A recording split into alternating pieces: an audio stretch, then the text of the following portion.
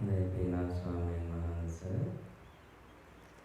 Mihin Mahansa, පින්වත්නි අපි දිගටම ඉරු දිනවල ඒ පටිච්චසමුප්පාද දර්ශනය පිළිබඳ සාකච්ඡා කරමින් ඉන්නේ. ඉතින් අපි ඒ සතියේ විස්තර කරන්න යෙදුණා ඒ නාම රූප පිළිබඳව.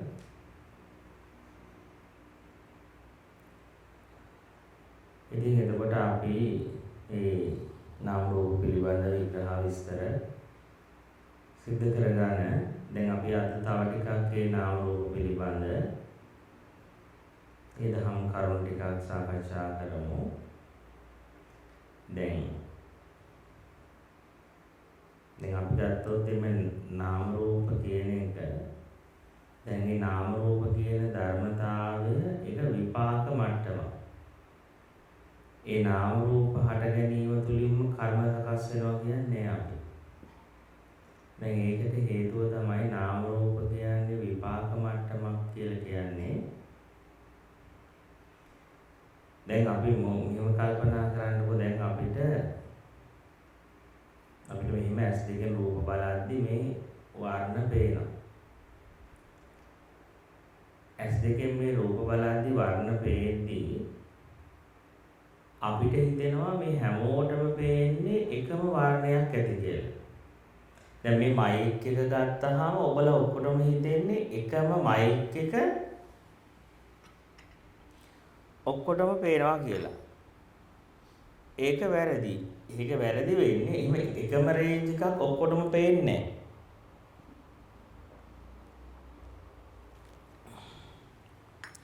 මේකේ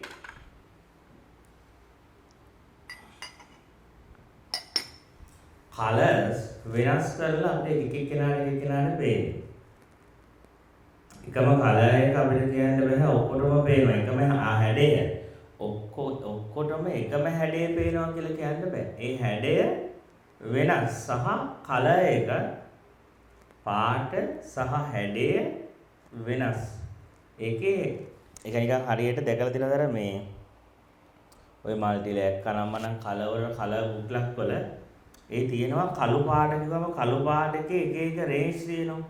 කළු කිව්වහම අපිට එකම කළුවක් නෙමෙයි. කළු කිව්වහම ඒකේ තද වෙනවා, අලු පාටට උරුණා ලා කළු වෙනවා.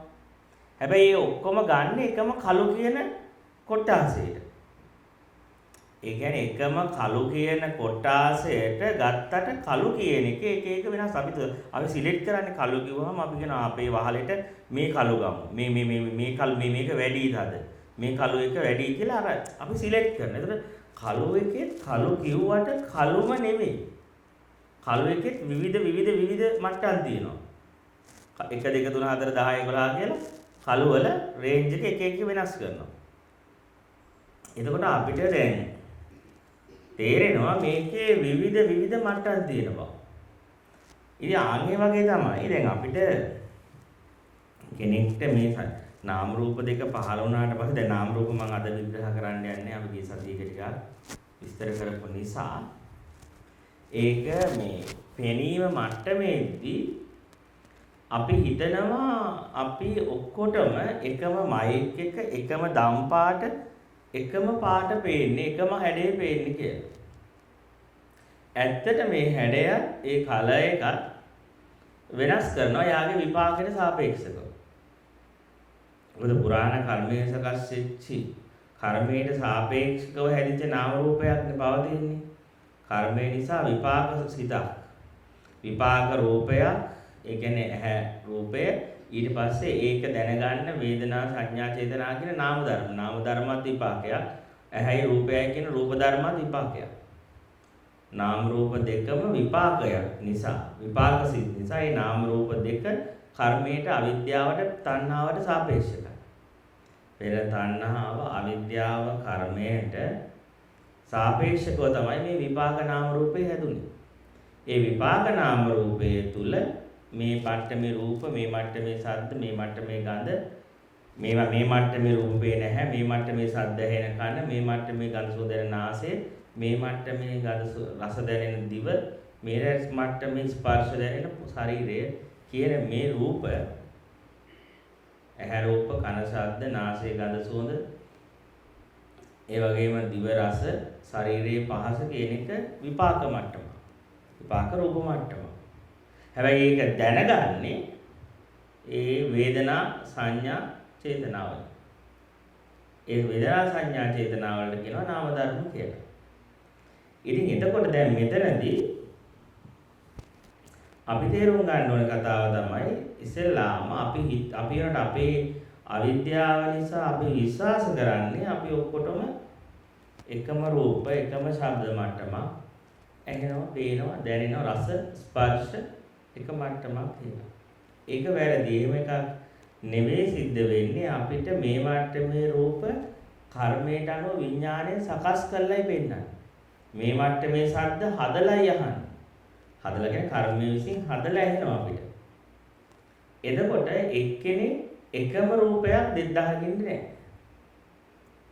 ඒ කියන්නේ එයා දකින දැන් ඔබ තව කෙනෙක් දකින මේ මයික් එක දැකලම නෑ. මේ වර්ණය දැකලත් නෑ. මේ සටහන දැකලත් නෑ. ඒක වෙනස් එකක්. අර කළු කියන රේන්ජ් එකේ පොදු ගුණාකාරය නිසා අපි ඔක්කොම කළු කියලා කතා කළාට හරියට කෙනාට කළු එකේ පාට වෙනස් තියෙනවා.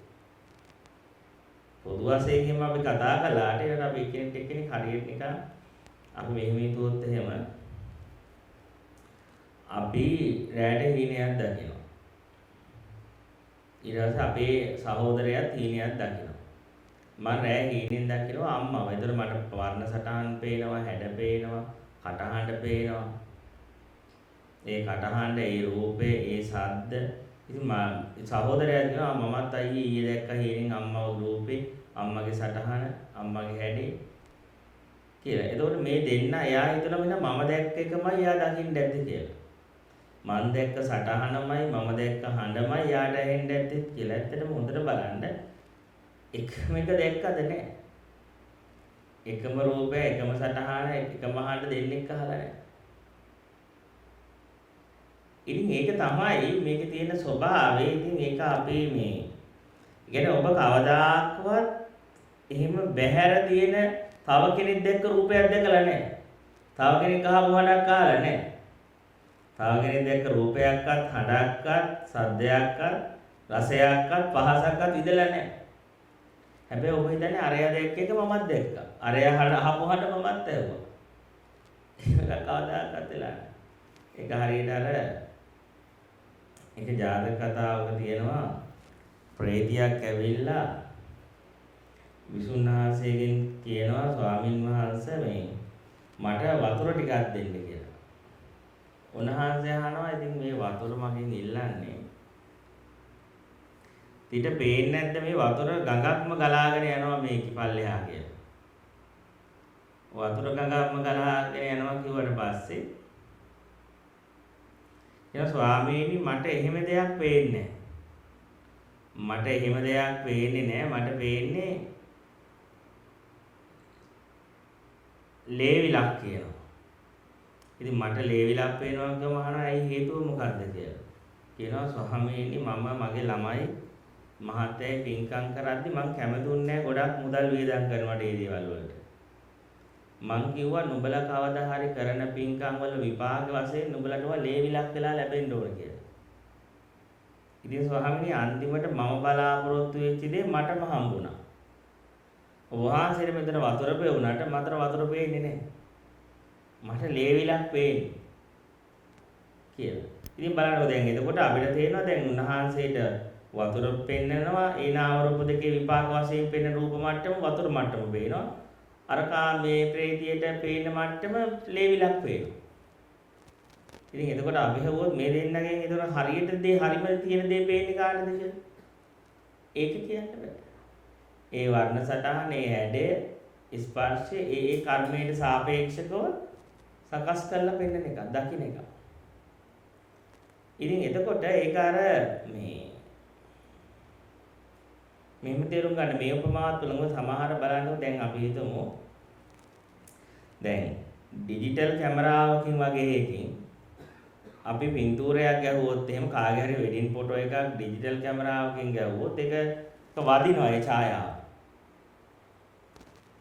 ඊට පස්සේ අපිට පෙන්වන්න පුළුවන් මේ මෙයා මේ වයිෆ් මේ මහත්තයා මේ මල් කුමාරයා කියලා කියනවා. හැබැයි ඊට පස්සේ අපි හිතුවොත් එහෙම ඒකම දැන් ඒකම අපි කල්පනා කළොත් එහෙම අපි ගහනවා S-ray කැමරාවකින්. දැන් කෙනෙක්ගේ වෙඩින් ෆොටෝ එක S-ray කැමරාවකින් ගැහුවොත් එහෙම නිකන් බලන්න ගහලා එල්ලුවොත් එහෙම මොකද්ද තියෙන්නේ කියලා. S-ray කැමරාවකින් ගහපුවම පේන්නේ ඇටසැකිලි ටික. ඉතින් එතකොට බලන්න දැන් එකම රූපය ලෙන්ස් එක වෙනස් වුණා. ලෙන්ස් එක වෙනස් කළා කැමරාවේ තියෙන කියන්නේ අපි කියන්නේ මේ කැප්චර් ප්‍රමාණය කියන්නේ ඒ මෙගාපික්සල් කියන අපි පික්සල් ප්‍රමාණය වැඩි කරපු ගමන්ම ඒ කාචෙන් ඒ රූපේ වදින්නේ නැහැ. අර දැක්ක මේ වෙඩින් ජෝඩුව නැහැ එතන වදින්නේ. එතකොට පික්සල් එක වැඩි වෙච්ච zoom වෙච්ච ගමන්ම මොකද වෙන්නේ? ඇටසැකිල්ලක් වදින්න ගත්තා. ඊට පස්සේ ආයෙත් ඊට වඩා zoom කාචයක් දාලා ගැවුවොත් එහෙම අපි දුමු නිකන් අපි කිරලියන් කැමරාවක කාචකින් කිරලියන් කැමරාවකින් අරගෙන ඒ කාචකින් ගැහුවොත් එහෙම ෆොටෝ එක. ඒ දෙන්නගේ වෙඩින් ෆොටෝ එක එකකින් ගැහුවොත් එහෙම වදින්නේ මොකද? ඒතකොට ඇටසැකිල්ලක් වදින්නෙත් නැහැ. නිකන් කලර්ස් එක ඕරා එක. ඕරා විතරයි වදින්නේ. ඉතින් එතකොට දැන් බලන්න දැන් එක කාච වෙනස් වෙච්ච ගමන් ඒකේ ගොඩක් zoom කරන්න පුළුවන් zoom කාච වෙනස් වෙච්ච ගමන් අර වදින ඡායාව වෙනස් වෙනවා. වදින වර්ණ රූපේ වෙනස් වෙනවා.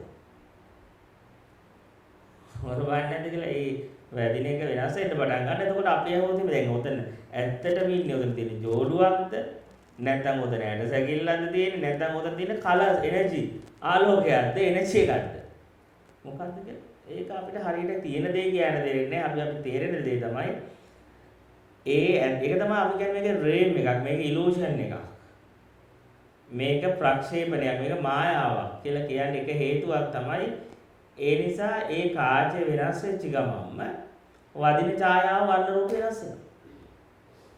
මේ පැත්තේ කාචය වෙනස් වෙච්ච ගමන් ඒ වගේ තමයි කෙනෙක්ගේ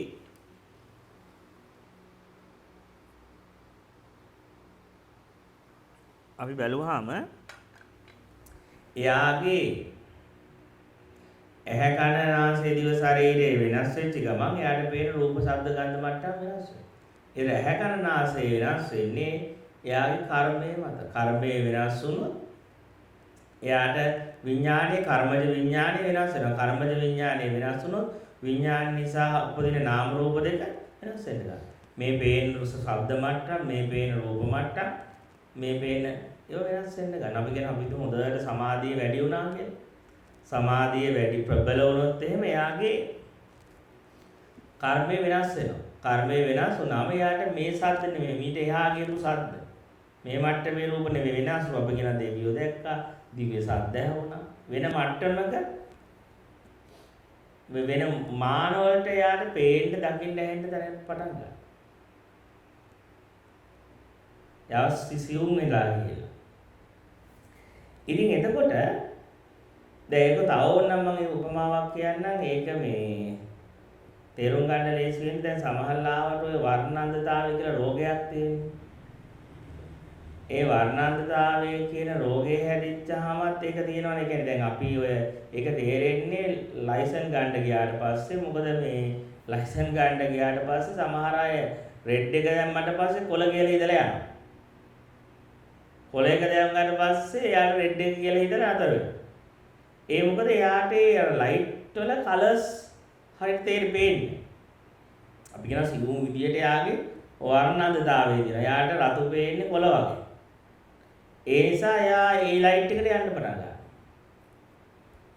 ඉතින් බලන්න එතකොට තමයි තේරෙන්නේ ඇත්තටම මේ මෙහෙම ලෙඩක් තිබිලා තියෙනවා කියලා. මොකද එයා නැත්නම් අපි හිතන් හිටියේ අපි කොළ කියන එකටම තමයි අරයට කොළ කියලා එයා ගන්න සටහනක්. එයාගේ ඡායාව.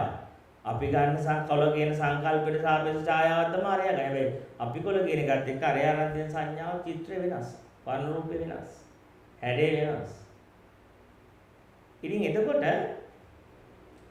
මෙන්න මේ නාම රූපය ගැන ටිකක් තේරුම් ගන්න යද්දී අන්න ওই පැත්තත් අපි ටිකක් තේරුම් ගත්තාම අපිට තේරෙන්න පටන් ගන්නවා එහෙනම් ඇත්තටම අපි එක එක්කෙනා දකින්නේ එක එක සිහිනයක්. කවදාකවත් මම මේ වෙනස් මිනිස්සු ලෝකේ දැකලා නැහැ. මම කවදාකවත් වෙනස් මේ මගෙන් පරිබාහිර වෙච්ච වෙනම කන්දක්වත් වෙනම මිනිහෙක්වත් වෙනම ගැහැණියක්වත් වෙනම ළමයෙක්වත් කියලා එහෙම අපි හිතන්නේ නිකන් එහෙම වෙනම දේවල් මම දැක්කා වගේ කියලානේ. ඒ වුණාට හොඳට දැන් මේ කතාව තේරෙද්දී ඔබට තේරෙයි අපි නිකන් දකිමින් ඉන්නේ හීනයක් කියන එක. ඒක හීනෙක අපි තනි වෙලා අපි කවදාකවත් අපිට තව කෙනෙක්ගේ රූපයක් දැකලා නැහැ. තව කෙනෙක්ගේ සද්දයක් ඇහිලා නැහැ.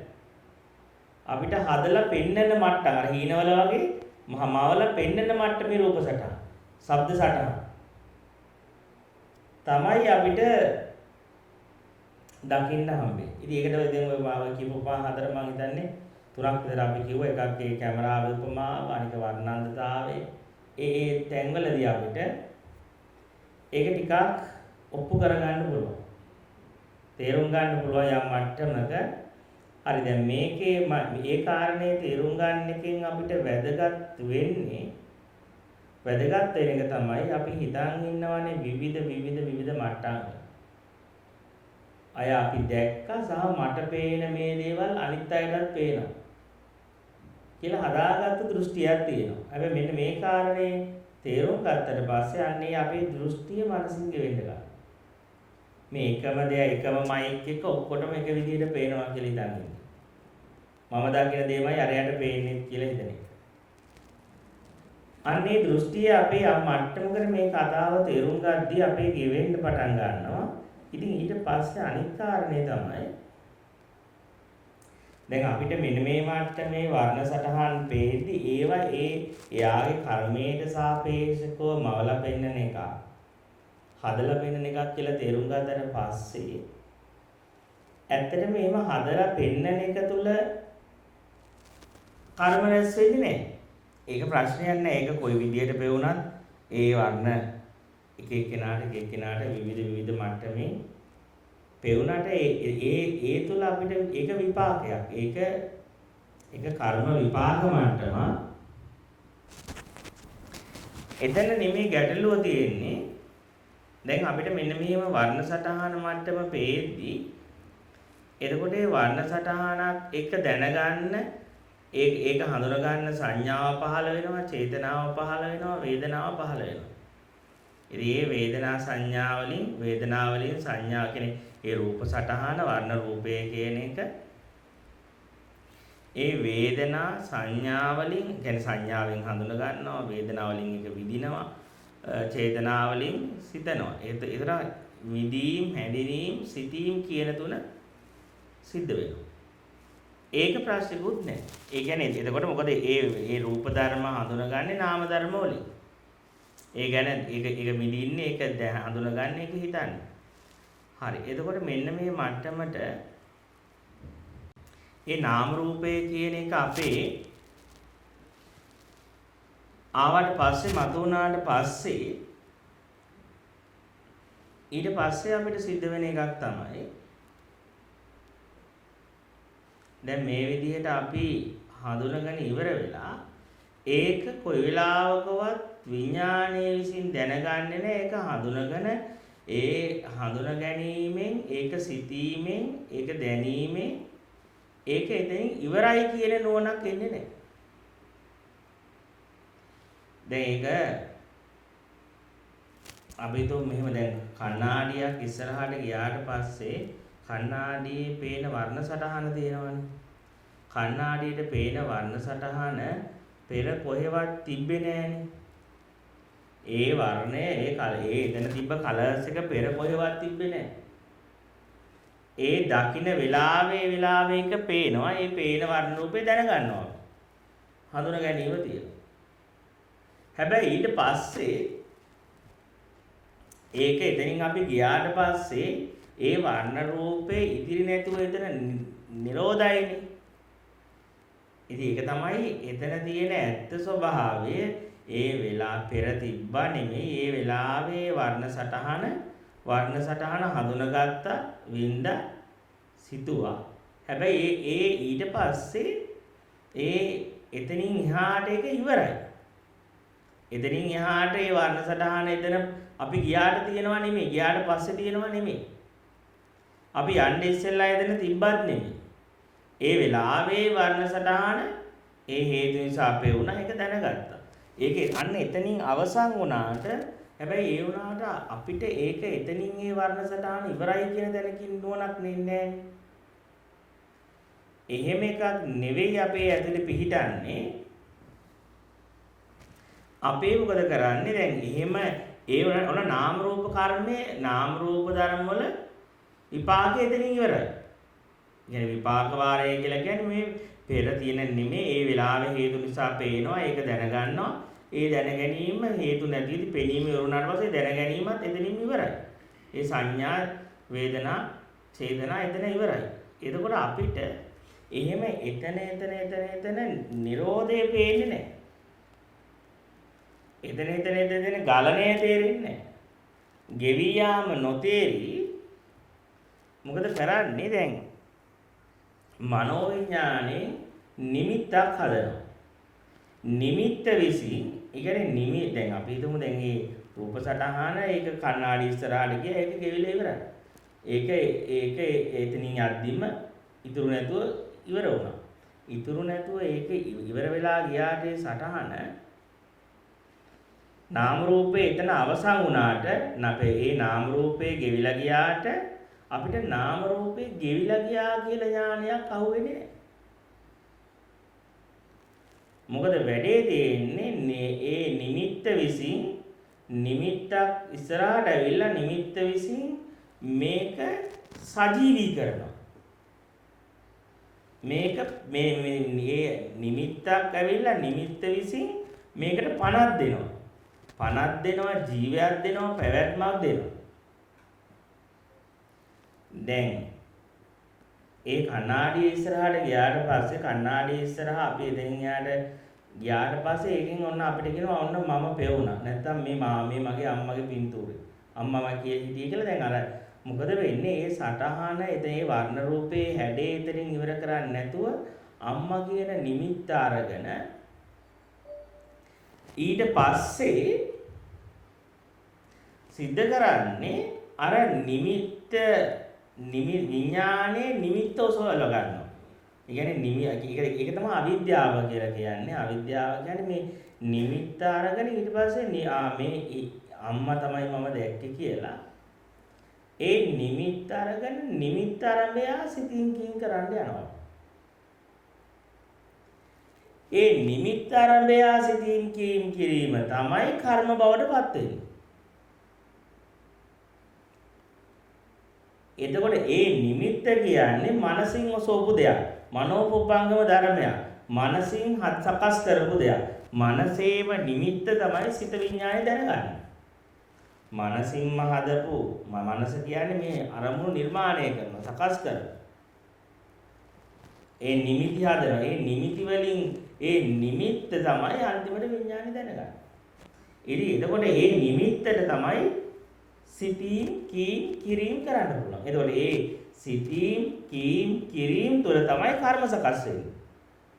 අපි කියන්නේ ප්‍රපංච කියලා. ප්‍රපංච කරනවා, කර්ම සකස් වෙනවා කියලා කතා කරන්නේ ධර්මයේ අර නිමිත්තත් එක්ක එන එක. නැතුව දැන් මෙහෙම හිතන්නකෝ දැන් සාමාන්‍යයෙන්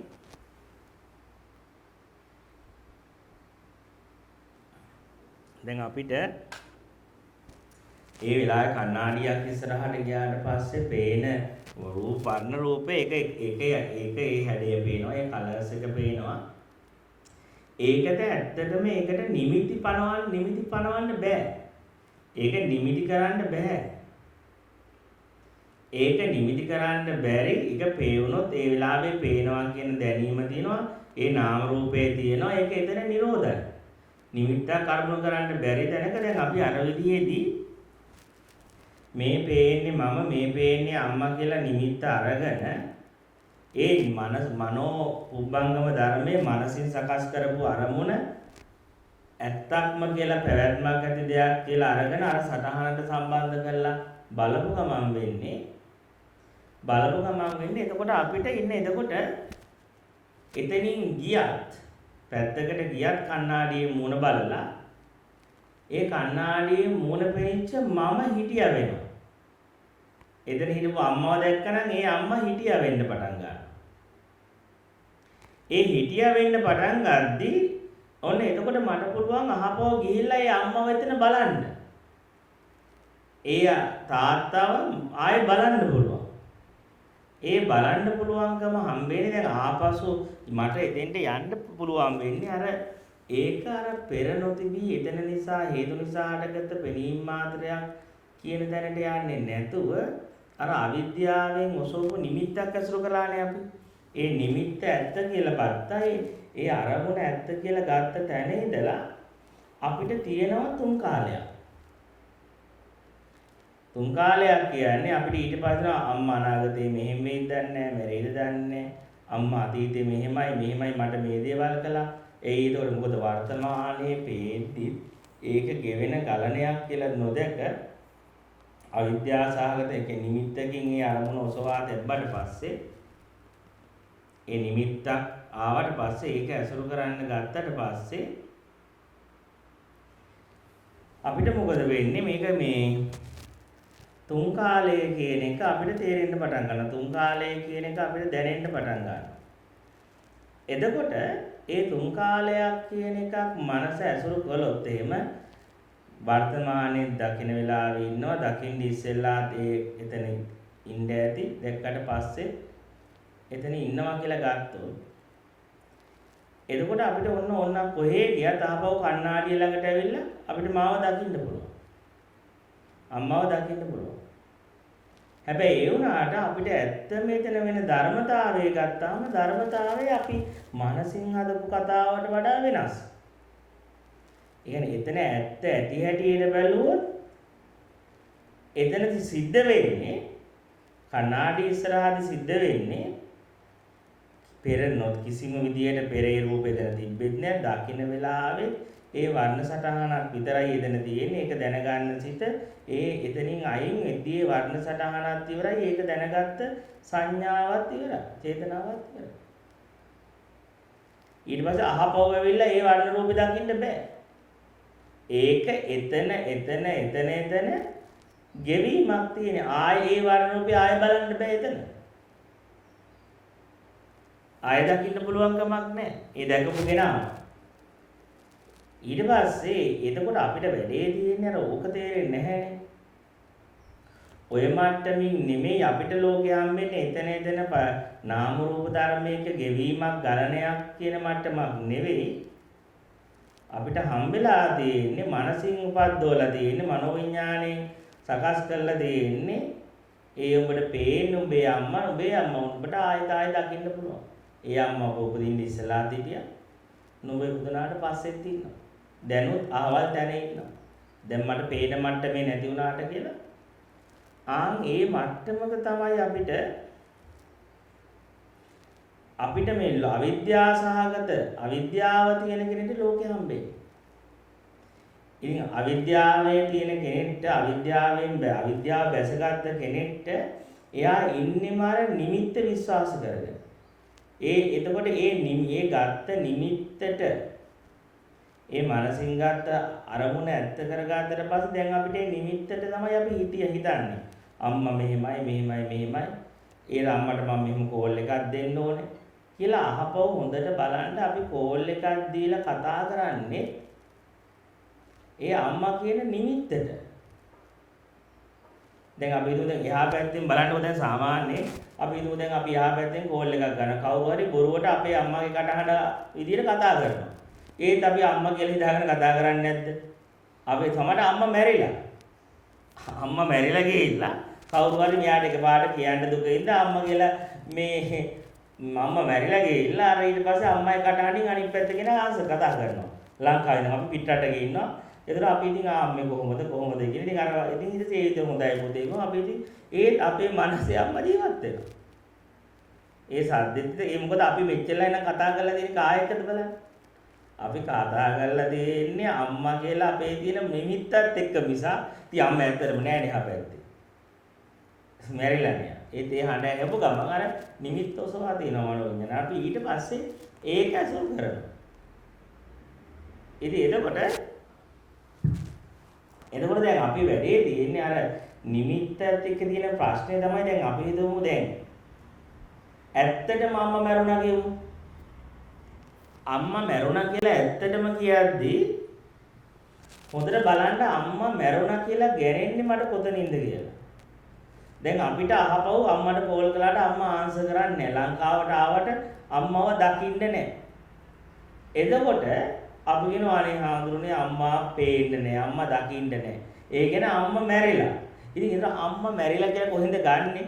අර මනසේ තියෙන නිමිත්ත ආයේ මේ රූපයකට පිටවන්න බැරි නම් හැඩතලයකට ආයේ සටහනකට පිටවන්න බැරි වෙච්ච ගමන් අපි කියනවා ළමයා මැරිලා අම්මා මැරිලා. ඒ කතාව ටිකක් හොඳට බලන්න තේරෙනවද කියලා. අපි කවුරු හරි මැරිලා කියලා කියන්නේ මිය ගිහිල්ලා කියලා අපි කියන්නේ අපේ මනසේ තියෙන නිමිත්ත අර රූප සටහනකට වර්ණ සටහනකට ජොයින් කරන්න බැරි නම්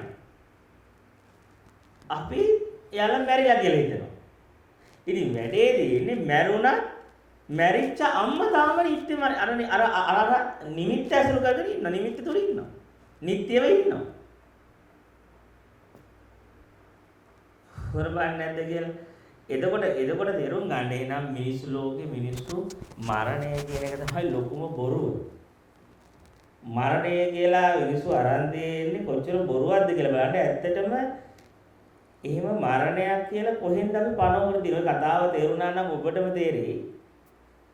ඇත්තටම මරණයක් කියලා දෙයක් තියෙනවද කියලා. අර නාම රූප ධර්ම දැන් අපි අම්මා කියලා මම සටහන හදි නිමිත්ත අරගෙන මනෝවිඤ්ඤාණයෙන් ඒක ඇති බවට අරගෙන ඒක ඇසුරු කළාට අර වර්ණ රූප නාම රූපේ පුරාණ කර්මයේ සකස් ඥානෝපේ ගලණයක තියෙන. ඒක ගෙවිලා යනවා. මොකද ඒ ගලණය තුල අම්මා කෙනෙක් තාත්තා කෙනෙක් මම ලෝකයක් නැහැ. ඒක විපාක වාරයක්. ඒ විපාක වාරය අනාත්මයි. ඒක තුල සත්ත්ව පුද්ගලෙක් නැහැ. මේ අනාත්ම විපාක වාරය ගෙවෙද්දී අපි මේ නිමිත්ත අරගෙන ඊට පස්සේ අපි යනවා අයියෝ අම්මා නැහැනේ අම්මා මැරිලානේ කියලා. එතකොට බැලින්නම් අපි අම්මා මැරිලා කියලා තියෙන්නේ. මොකද අර සද්ද රූප ටික ඇහෙන්නේ නැතුවට. අර වර්ණ රූපේ පේන්නේ නැතුවට. අර ගඳ දැනෙන්නේ නැතුවට. අර ස්පර්ශේ නැතුවට. ඔය ටික නැතුවට අපි කියාගෙන ඉන්නවා මේ අම්මා මැරිලා කියලා. තාත්තා මැරිලා කියලා. අම්මා ඉතින් එතකොට ඒ වුණාට අපි එහෙම හිතුවට අපේ මනස තුන් කාලේ නිමිත්ත ගෙවිලා නැහැ. අයි හිටියාම්මනේ මැරෙන්නේ. හිටියාම්ම අතීතේ හිටියාම්ම තමයි දැන් අනාගතේ නැත්තේ. එතකොට අර අම්මා ඇති බවට ගත්ත නිමිත්ත බලවත් ඒ බලවත් නිසා නැති වුණත් හිටපු කෙනා හම්බ වෙනවා. ඒ හිටපු කෙනෙක් හම්බ වෙනවා. ඒතකොට අන්න ඕකම තමයි තණ්හාවගේ නාම රූපේ බැසකද කියන්නේ. බුදුරජාණන් වහන්සේ මේ නාම රූපේට තියෙන තණ්හාව සිඳින්න කියලානේ. මේ නාම රූපේට තියෙන තණ්හාව සිඳින්න මේකට තියෙන බැඳීම කඩන්න කියලා. ඒතකොට අපි තේරුම් ගන්න මේ නාම රූපේට තියෙන තණ්හාව සිඳින්න කියන්නේ. මොකද්ද මේ බුදුරජාණන් වහන්සේ කියන්නේ අපිට? මොකද්ද අපිට භාග්‍යවතුන් වහන්සේ දේශනා කරන්නේ? අන්න එතකොට අපිට පේනවා මෙන්න මෙහෙම තමයි මට වෙලා තියෙන්නේ. මට වෙලා තියෙන දේ තමයි මෙන්න මේ විදිහට මට මෙහෙම නාම රූපයක් විපාක වාරයක් ගෙවලා යද්දී මනෝ විඥාණයෙන් සත්පුද්ගල නිමිත්තක් අරගෙන දැන් අර ඒ නිමිත්තට අනුව සිතනවා කල්පනා කරනවා. ඒ නිමිත්තට හැබැයි පවතින්න පුළුවන් වෙන්නේ අර මොනවා හරි දෙයකට අල්ලුවොත් රූපයකට ශබ්දයකට ගන්ධයකට අල්ලලා තමයි නිමිත්ත තුල අර අවිද්‍යාව බලවත් කරගන්නේ. හැබැයි ඒ උනට රූප ශබ්දයකට ජොයින් කරන්න බැරි වුණත් ඒ නිමිත්ත ඒක ඇත්ත කියලා අල්ලගෙන ඉන්නවා. ඉතින් ප්‍රශ්නේ තියෙන්නේ දැන් ඔය විදිහට අපි දැන් නිමිත්ත කියන එක අරගෙන නිමිත්ත අවිද්‍යාවෙන් ඔසවලා නිමිත්තට බලයක් දීලා පණක් දීලා ඒක ඇති බවට අරගත්තාට පස්සේ අන්න එතනින් පස්සේ තමයි අපේ භවය නිර්මාණය වෙන්න පටන් ගන්නේ. භවය කියලා කියන්නේ අර නාම රූප දෙකක් විපාක වාරයක් ගෙවෙද්දී මේ මනසේ නිමිත්තක් අරගෙන නිමිත්තට තණ්හා දිට්ඨිමානෙන් කතසිතින් කීම් කරලා කිරිය කරන්න යද්දී අපිට භවයක් හැදෙන්න පටන් ගන්නවා. ඒ මොකද හිතන කෙනෙක් ඉන්නවා, හිතන්නා ඉන්නවා. හිතන කෙනා හැදිච්ච ගම හිතන දේවල් තියෙනවා නම් හිතන්නේ හැදෙන්න බෑ. කියලා එතකොට හිතන දේවල් අපිට හැදිච්ච ගමන්ම මට අම්මා ගැන හිතන්න පුළුවන්, තාත්තා ගැන හිතන්න පුළුවන්, මං ගැන හිතන්න පුළුවන්. කියලා මට හිතන්න දේවල් දැන් තියෙනවානේ එවි. හිතන්න දේවල් තියෙන හැම මොහොතකම ඔබ තේරුම් ගන්න හිතන්නත් ඒකම හැදෙනවා. හිතන්න හැදිච්ච ගමන්ම හිතන්න ඉන්නවා නම් හිතන දේවල් තියෙනවා නම් අන්න එතන ජාති ඉපදීම නේ ජාති භවයේ තියෙනවා. ඔන්න භවයේ කියන එක සකස් වෙන්නේ ඔන්න ඔතන. එතකොට දැන් භවයේ කියන එක හැදුනාට පස්සේ තේරුම් ගන්න නම් භවයේ හැදෙන්නේ අවිද්‍යාව නිසා. මෝඩකම නිසා අවිද්‍යාව සහ තණ්හාව. තණ්හාවෙන් අර නිමිත්තක් අරගෙන නාම රූපයට බැසගන්නේ. කියන්නේ නිමිත්තක් අරගෙන නිමිත්තට වටිනාකම් දීලා ඒකට බැඳීම් හදාගන්නේ. ඊට පස්සේ ඒ බැඳීමෙන් අර නාම රූපයට ඇලෙන්නේ කියලා. ඊට පස්සේ දැන් මේක මම තේරුම් ගන්නකොට එහෙනම් මම තේරුම් ගන්නවා හරි මේ භවය භවපච්චය ජාති. මේ වගේ හිතන දේවල් තිබ්බොත් හිතන්න පුළුවන් දේවල් කතා කරන්න පුළුවන් අය දකින්න පුළුවන් අය මට හම්බ වෙනවා නම් ඒක දකින්න හම්බ වෙනවා. අහන්න හම්බ වෙනවා. හම්බුන ගමන් අන්න ඒකට භවයේ තියෙනවා. භවයේ තිබ්බ ගමන් ඔන්න ජාතිය තියෙනවා. ඉපදිච්ච අම්මලා ඉන්නවා. ඉපදිච්ච ළමයි ඉන්නවා. ඉපදිච්ච මම ඉන්නවා. ජාතිය තියෙනවා. ජාතිය තිබ්බොත් ජාතිපච්චය ජරා මරණ. දැන් ඔන්න ඊට පස්සේ ඔන්න දැන් වයසට යන කෙනෙක් ඉන්නවා. වයසට යන මම ඉන්නවා. වයසට යන අම්මා ඉන්නවා. මැරෙන අම්මා ඉන්නවා. මැරෙන මම ඉන්නවා. ඊට පස්සේ මට ප්‍රියයන්ගේ වෙන්වීම දුකානේ මගේ ළමයා මගෙන් ඈත් වුණා. මගේ හස්බන්ඩ් මගේ බිරිඳ මගේ ගර්ල්ෆ්‍රෙන්ඩ් බොයිෆ්‍රෙන්ඩ් මට ඈත් වෙච්ච කෙනෙක්. ප්‍රිය විප්‍රයෝග දුක. ප්‍රිය අය වෙන් වුණා. කැමති අය ඈත් වෙලා ගියා. අප්‍රිය සංපයෝග දුක එනවා. අයියෝ දැන් මෙහෙන් අයින් වෙලා වෙන කොහෙට හරි ගියා. මම අකමැති තැනකට ගියා කියලා. ඔන්න අපිට කියන්නේ ප්‍රිය අයගෙන් වෙන්වීම දුක අදිනවා. අප්‍රිය අයගෙන් එකතු වීම. අප්‍රිය තැනකට මට ගියා. අප්‍රිය තැනක් හම්බුණා. අප්‍රිය පුස්තකයක් ආවුණා. දැන් ඉතින් අප්‍රිය තැනක ගියපු එකේ දුක විඳින්න ඕනේ එතන කියලා. අප්‍රිය සංපයෝග දුක. ඒ දැන් අප්‍රිය තැනක් තියෙනවනේ. ඒ තැනක් තිබ්බම අප්‍රිය යන්න කෙනෙක් ඉන්නවනේ. යන කෙනෙක් ඉන්න යන තැනක් තියෙනවා. ඉතින් ඒකේ වේදනාව විඳින්න ඕනේ. ප්‍රියයගේ වෙන්වීමේ දුක විඳින්න ඕනේ. අප්‍රිය තැන හම්බුන එකේ දුක විඳින්න ඕනේ. ඊට උදාහරණ සංකේතේන පංච උපාදාන දුක්ඛ. කෙටියෙන් කියනවා මාන්නේ මේ පංච උපාදානස්කන්ධේම දුක කියලා කියනවා. ඉතින් ඒ කියන්නේ අපි අර කතාව ගත්ත ගමන්ම එතන ඉඳලා මේ ප්‍රියය ඒ මට හම්බ වෙනවා නිමිති සජීවී කළ වෙන ලෝකයක්. ඒක ඇත්ත කියලා පිළිගත්ත ගමන් ඔන්න ඊට පස්සේ ඔන්න එතන ඉඳලායි මම මේ දුක් විඳින්නේ. අම්මා නැතිවීම දුක, ගෑල්ලම පිළිමිලම නැතිවීම දුක, වෙන්වීම වයසට යාම දුක, මරණ දුක, ජරා දුක. ඉතින් එතකොට තේරුම් ගන්න මේ ජාති දුක, ජරා දුක, මරණ දුක, ප්‍රියංගේ වෙන්වීම දුක, අප්‍රියන්නා වීම දුක, කැමති දේ ලැබෙන්නේ නැතිවීම දුක, යම් පින්චං නරපති තම්බි දුක්ඛං එන්නේ මේ මුළු දුක්ඛස්කන්ධයේම එන්නේ මගේ මෝඩකම නිසා. මේ මෝඩකමේ වෙහෙසකුයි විඳින්න. ඉතින් මම හැබැයි එක පැත්තකින් ඒක හොඳට විඳින්න. දැන් ඔය දුක දැනෙද්දී මම කියන්නේ කමක් නැහැ ඒක හොඳට දැනෙන. මොකද දුක දැනෙන එක හොඳයි. එතකොට තමයි මනුස්සයෙක් හිතෙන්නේ මෙච්චර දුකක් මම මේ දරන්නේ මේකෙන් ගැලවෙන්න විදිහක් නැද්ද කියලා. ඉතින් අපි මේ කියන්නේ දේවල් තියාගෙන මගේ කරගෙන පුදුම වෙහෙසක් නේ දරන්නේ. මට කම්ෆර්ටබල් පරිසරේ තියාගන්න මම අකමැති පරිසර වලින් අයින් වෙන්න කැමති පරිසරවල ඉන්න මම මේ වෙහෙසක් දරනවා. ඒ වෙහෙස මං කියන්නේ මිනිස්සෙට දුක දැනෙන එක හොඳයි. මේ වේදනාව දැනෙන එක හොඳයි. ඒ පීඩනය වේදනාව වෙහෙස දැනෙච්ච මිනිස්සු තමයි මේකෙන් ගැලවෙන්න හදන්නේ. මේකෙන් ගැළවිල්ලක් නැද්ද? මේකෙන් මේ නිදහස් වීමක් නැද්ද?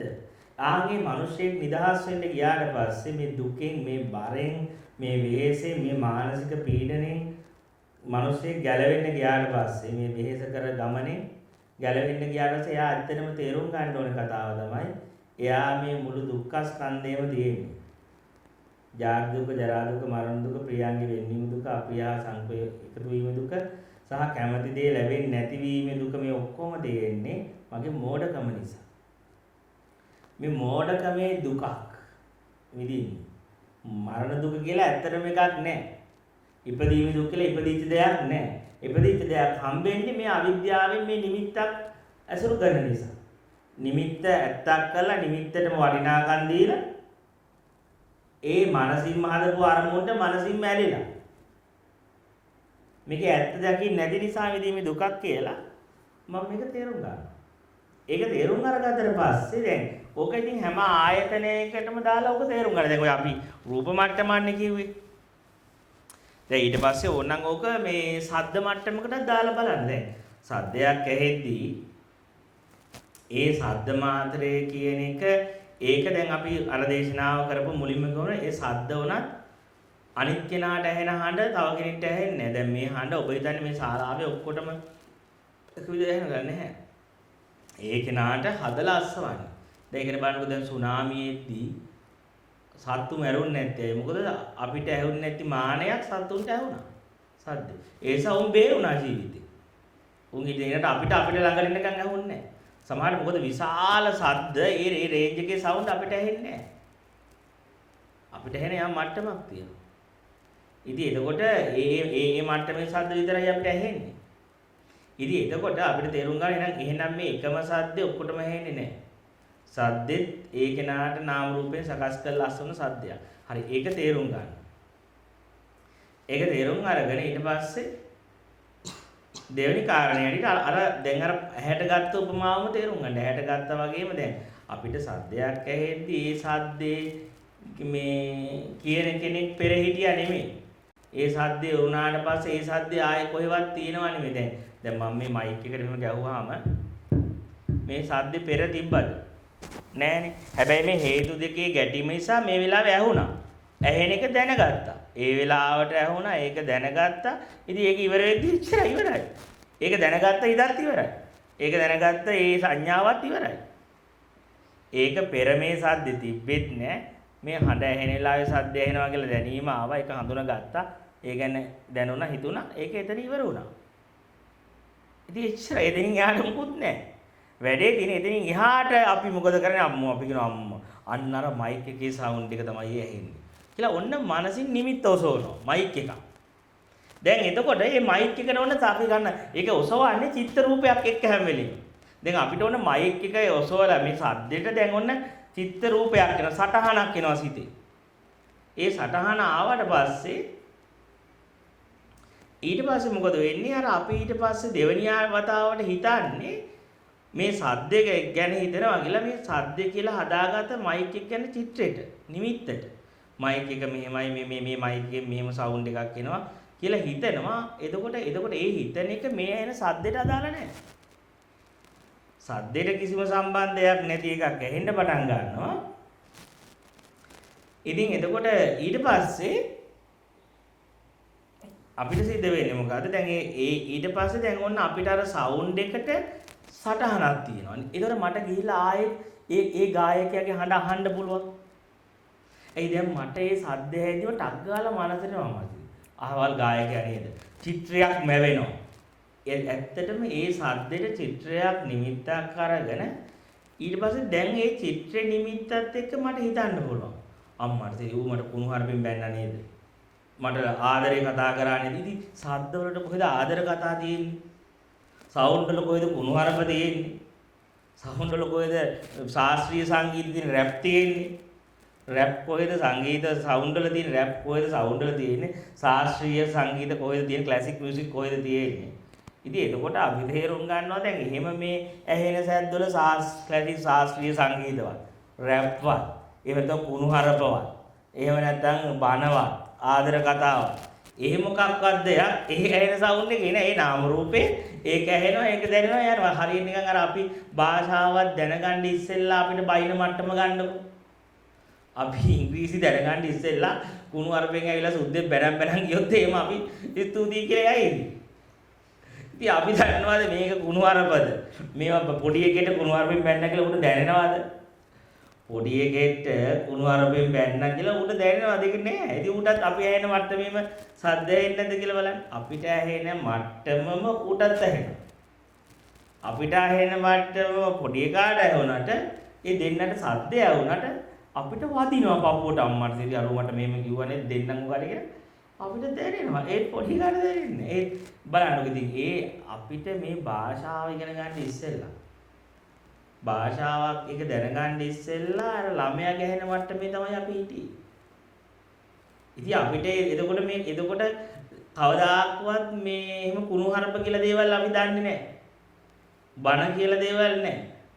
මේ එතකොට දැන් බලන්න දැන් මේ කුණුහරුප හදාගෙන අපි බැනුම් අහන්නේ. අපි කියන්නේ ඇද්ද ඉල්ලම් කරනවා කියලා කියන්නේ ඇද කර දානවා කියන්නේ. අපිම කුණුහරුපයක් කියලා දෙයක් නිර්මාණය කර අම්මට දෙවි මට මෙහෙම කිව්වනේ කියලා කියනවා. මම්මට දෙවි මට මෙහෙම වචනයක් මේ අපිම හදාගෙන විඳවනවා. ඒකනේ ඇත්තම කතාව ලෝකේ කුණුහරුප කියලා දෙයක් කොහෙද තිබ්බේ? කුණුහරුප දේවල් තිබිලත් නැහැ කුණුහරුපයක් කවුරුත් කියලාත් නැහැ ඔබට. කවුරුවත් ඔබට ආදරේ වචනයක් කියලාත් නැහැ. ඉතින් ওই දෙක දිහා බැලුවාම තේරෙයි දෙකම හදාගෙන දඟලනවා. අකුලප්පු වෙනවා, ඇවිස්සෙනවා. මරා ගන්න හදනවා. මරා ගන්න හදනවා. ඉතින් එතකොට තේරුම් ගන්න මම මේ මරා ගන්නේ කාත් එක්කද? මම මේ මරා ගන්නේ මේ මම්ම හදලා මං අඬනවා. මම්ම හදලා මං අර ඒකට මනෝ ගහිල්ලක් කියන මනෝ ගහනවා වගේ. අපිම හදාගෙන අපිම අඬනවා. අපිම අඬාගෙන අපිම මාර සතුටු අම්මෝ අරයා මට මාර සුභාසින්සනයක් කළා. අරයා මට මාර විදිහේ ගරු කළා. නැත්නම් කියන අයියෝ හාමුදුරු බලන්නකො මං ගැන හිතන්නේ නැතුව මොනවද කියන්නේ කියලා. අයියෝ මං ගැන වැරදියට තේරුම් ගන්න තියෙන උන්වහන්සේ. මොකද? කවුද වැරදියට තේරුම් ගන්න තියෙන්නේ? මොනවද ඔබ ගැන වැරදියට තේරුම් ගන්න තියෙන්නේ? අපි කියන්නේ නේ අයියෝ ඔබ මේ එක එක්කෙනාගේ කතා අහලා මං ගැන වැරදියට තේරුම් අරගත්තා. කියලා අපිම එකක්දෝ එකක් හදාගෙන අපි ගැන වැරදියට තේරුම් ගන්නලු අපි ගැන වැරදි වචනයක් කියලා ඉතින් අපිම හදාගෙන කවුරු හරි අපිට ගැන වැරදි වචනයක් කියුවා අපි හිතාගෙන අපි දුකෙන් ඉන්නවා. ඉතින් කවදාකවත් මේ එහෙම එකක් තිබිලවත් නැහැ. තේරෙන්නෙත් නැහැ. හරියට දැන් ඒ කියන්නේ හරියට නිකන් හොඳට තේරුම් ගන්න අපේ මුල් ස්වභාවය නිකන් නාම රූප වල මුල් ගතිය හරියට මේ වොයිස් රෙකෝඩ් එකේ. මේකට මේ බණ කිව්වත් රෙකෝඩ් කරනවා කුණුහරුප කිව්වත් රෙකෝඩ් කරනවානේ. ඒ වොයිස් එකේ රෙඩ් මේ මොනවත් අදාළ නැහැ. වොයිස් රෙකෝඩ් එක මොකක්වත් අදාළ නැහැ. උති නාම රූපේ පුරාණ කර්මයෙන් ආදේශ නාම රූපේ කියන්නේ මේ වොයිස් රෙකෝඩ් එකේ මට්ටම. ඒකට ඇහෙනවා. ඇහෙන එක රෙකෝඩ් කරගන්න. ඒකට ආයෙ රිවයින්ඩ් කරලා ඕන අහන්න පුළුවන්.